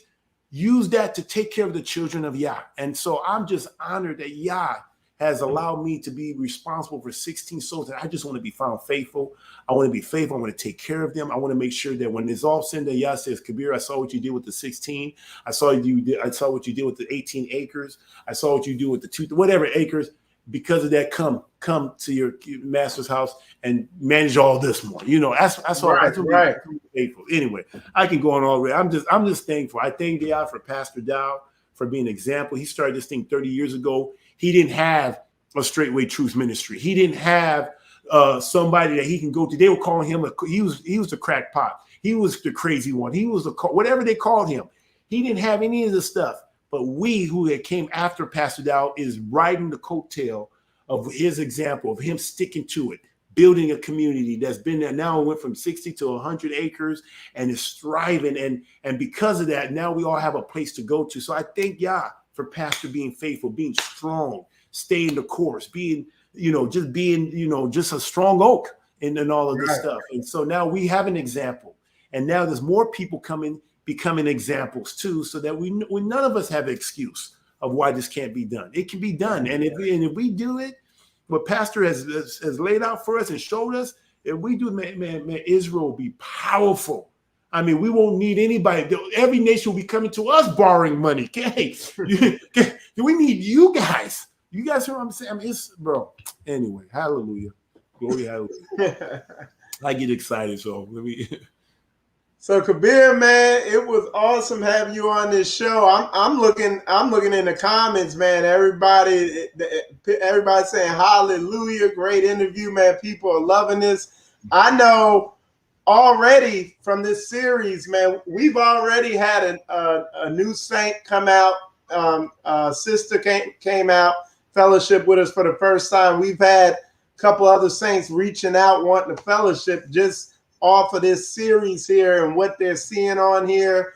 And, really, truly looking in and seeing the work that Pastor Dow has been putting in out here and the other saints in the ministry. So, this is just another angle to Straitway of what's going on. And I knew you interviewing you, I knew it would provide a unique perspective that needed to be put out there just from the success standpoint. Because I'm sure you've seen people whose wealth or worldly cares are blocking them from really going all in and really committing and submitting to what's going on. You know what I'm saying? Oh yeah, it's like the foreign soil. It talks about the cares of this world chokes them out, and it does not become fruitful. And I knew about that analogy. I knew about that parable, and I wanted to make sure I'm the good soil. And we all can choose. We can let little persecution take us out. We can be excited to be in the ministry, and all of a sudden the sun comes out. We get because we have no roots. But I think my thing was that thorn. I had that thorn in there choking me out. But Yah was gracious enough. He opened my eyes, opened my understanding. He hid his laws in my heart. And so I'm just thinking, I can't even take credit. Everything that I've done up to this point is truly by the grace of Yah. It's not to be false humility. It's just true. It's just true because I was going into the way of destruction. I didn't find Pastor Yah just put Pastor down there to have an answer. It was just how many pastors are around here that I gave millions of dollars? I didn't even give nothing to Pastor. There was no guarantee I was going to do anything for Straitway Truth Ministry. And Pastor just helped me because it's like, it kind of reminded me of the 99 sheep, right? You had 99 sheep and this one sheep is wandering off. And Pastor Dow, shepherd, came back for this one sheep. When all these other people rejected me, wife rejected, children rejected me, brothers rejected me. Friends rejected me. And Pastor Dow didn't even know me. He said, hey, guys, I got to go back and get this one sheep. Let me go back here. And then he's telling other brothers, hey, guys, stay with your, strengthen your brother Kabeer. Strengthen him. Trust me, he's a good brother. Just strengthen him. And I think I'm alive. I'm literally alive because of the work that Yah did through Pastor Dow to love me, to see I was talking to a military guy and I was asking him something. And he says in the military now, I'm assuming Pastor would have known this stuff, but he was telling me in the military, because people deal with so much death and so much, craziness, that they teach each other how to help each other to be encouraged. You just saw your friend's head get blown off. So you got to be able to cancel guys right there. And you can tell when guys are just kind of freaking out and so Pastor Dow could tell through the phone that this dude, because I probably was just in a dark place. I just lost everything that I love, everything. And he was able to pick up. And I remember there was a point where he says, man, it sounds like you're getting your strength back. And that's when he encouraged me to start doing the YouTube. The YouTube was more of a therapeutic thing for me. I wasn't doing it for fame, but it was very therapeutic. It's confess your faults to one another so you can be healed. So no one wanted to talk to me, but I got to, and it ended up helping other people. Other people coming to the ministry or coming to the truth because of my story. But it was really for me to get my story out there, and I got a lot of healing for doing the KGB 94 TV. So anyway, yeah, it's good. So real fast, we'll y'all go check out Kabeer's channel. I'm gonna pull it up here real quick, and just talk a little bit about the content and the history of the content on there, because that's literally a play-by-play type deal. Yeah. So if you want to see somebody going through their Job moment, I was literally giving live. You're going to see I look skinny. I look, just crazy looking, but I was just giving day by day, maybe week by week, but it was just coming out, just telling my story, what was going on. You will see the church, the Christian church I used to be a part of, the Living Hope Church. The whole church came in. The whole church came in and they end up stealing all my property. You see that in live. I didn't have any makeup, no haircut, just you see me. Then eventually evolved into me to doing the KGB live show. Then it evolved into me to doing the Berean moment. We have the Berean moment where I start interviewing people like Pastor Dow, Mother Carol, the elder, just all the people at Straitway, just showing the testimony of people who having their Berean moment. Everybody had a Berean moment where it was just, this is it. They went to go study scriptures to see if it was true, and they came back and they believed. You see, you're going to see my wedding on there. You're going to see restoration. You see a little bit of my restoration period of me getting married. We had, I think, the most beautiful wedding. I don't think I've seen anything yet that even compares to that yet, to be honest with you. But maybe I'm being biased, but I'm very. That wedding was tight, man. Yeah, very Hebrew. You're not going to see the woman. You're not going to see the man standing there waiting for the bride. Here comes the bride. No, the woman comes. She does her thing. No one stands for her. She sits there. It's all beautiful. Don't get me wrong. But then the show happens when the bridegroom shows up. And it's not about me. It's just me representing Christ and the woman representing the church. And I even had somebody, a person that was doing client, they were saying that I saw a picture of you and the woman kneeling before you. What's that all about? I said, oh, I'm glad you asked. I said, this is for my business now. She says, I looked you up and I didn't know how to figure it. I said, oh yeah, that's just a picture of Christ in the church. That's all.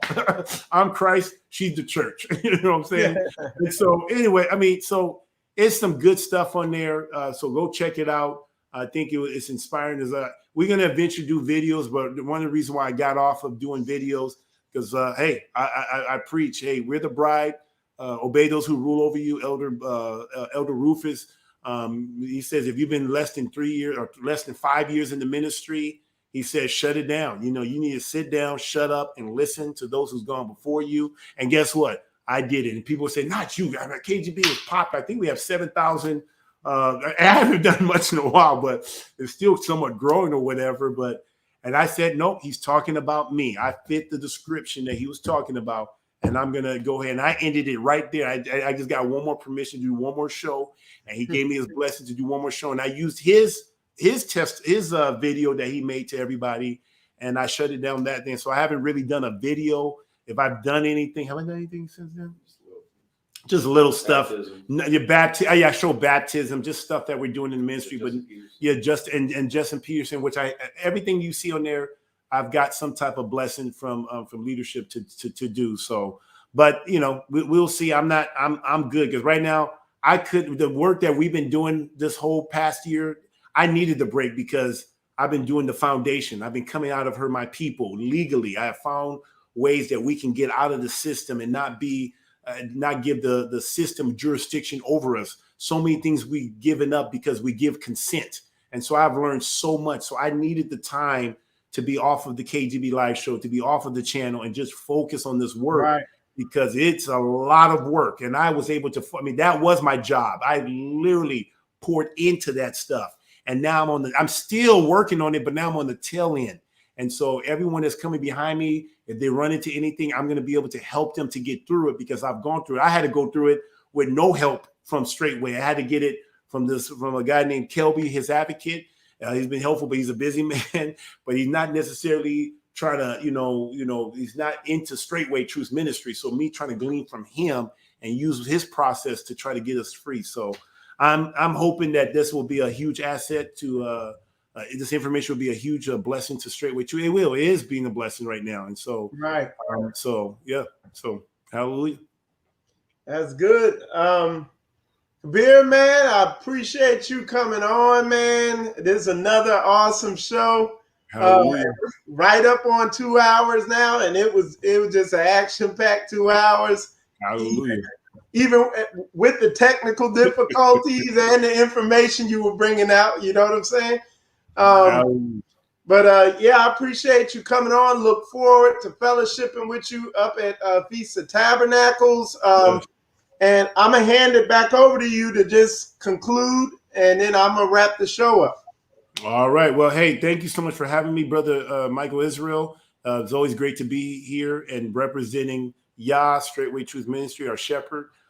So like I said, if anybody's interested in Straitway Truth Ministry, especially the one here in Wisconsin, if you're in the Wisconsin area, we cover Minnesota, the northern part of Illinois, and just any part. And just call Straitway Truth Ministry. They'll get you connected to the nearest community. But like I said, I'm truly honored to be the chief servant here at Straitway Truth Ministry, Praiseland, Wisconsin. So that's all. All right. So yeah, y'all, I appreciate all y'all tuning in. Put a hit if this series is a blessing to you, y'all definitely make sure y'all share it. Share. Hit the like button, and just get the word out about it. I think what y'all gonna have to do is share it over on Facebook because Facebook blocked me in the middle of the interview. I'm serious, yeah. What did we say? Did we say something about COVID? What did we say? No, we didn't say, hey. What did we say? Did we say Transformers? What the heck? And then also they can check out my Facebook too. So there, people always want to know on my Facebook, you're gonna see a lot of our Shabbat meals. And so that's why your Instagram. I watch your Shabbat Instagram meals on the Instagram. Yeah. Instagram. It's all called KGB 94 TV. You can see it there on my Facebook. You can see it there. And if people want to know why I show that, is because that was the very reason why I lost my family. That's all I want to do is do the Shabbat. And so I said, if I can't do anything else, I'm gonna make a point here that this is why I lost my family, is just because to rest and eat and feast and fellowship. And so I'm hoping that when people see it's like, why you show that Shabbat? That's if you want to know what we do. I didn't know that. Yeah. So you always tell me, I say, hey, great message from Pastor Dow. Hey, Sister Bree, tell us what we having. Boom. That's why I'm just I can do that to the day I die, so people can watch that. And then people say, that was it? Yep, that's the call. That's it. We eat, we fellowship, we listen to a great message. Hallelujah. So that's so if you see that on my Instagram, that's what that's all about. So go check Brother Kabeer out over there on Instagram, Facebook. Definitely share, like this, get the word out. As far as the series, this is probably season 1 of it, and I'm gonna probably be concluding season 1 because we getting ready to get extra busy with sugar on top down here in Straitway, Florida. So my next interview is probably gonna be Pastor Dow again to conclude the series or this season of it, and so I can free up even more time to press with a lot of stuff we have going on down here. I definitely want to be in a position Kabeer's in, getting land and sealing a deal on some land. That is our goal down here in Straitway, Florida also. So and maybe when we get the land, maybe we get the land, you can come and do an interview after that once we get the land and can give absolutely a tour of the new land. So yeah. So yeah, that's definitely so yeah, we're gonna and we're definitely gonna be praying for Brother Kabeer to acquire that land and pray for all of us to stay strong and move forward and stay engaged. But anyway, y'all, with that said, I'm Michael Israel. Y'all just heard Brother Kabeer. You're watching Spiritual Combat. We're gonna wrap this up. And want to tell y'all shalom, shalom, and stay engaged, y'all. shalom, shalom.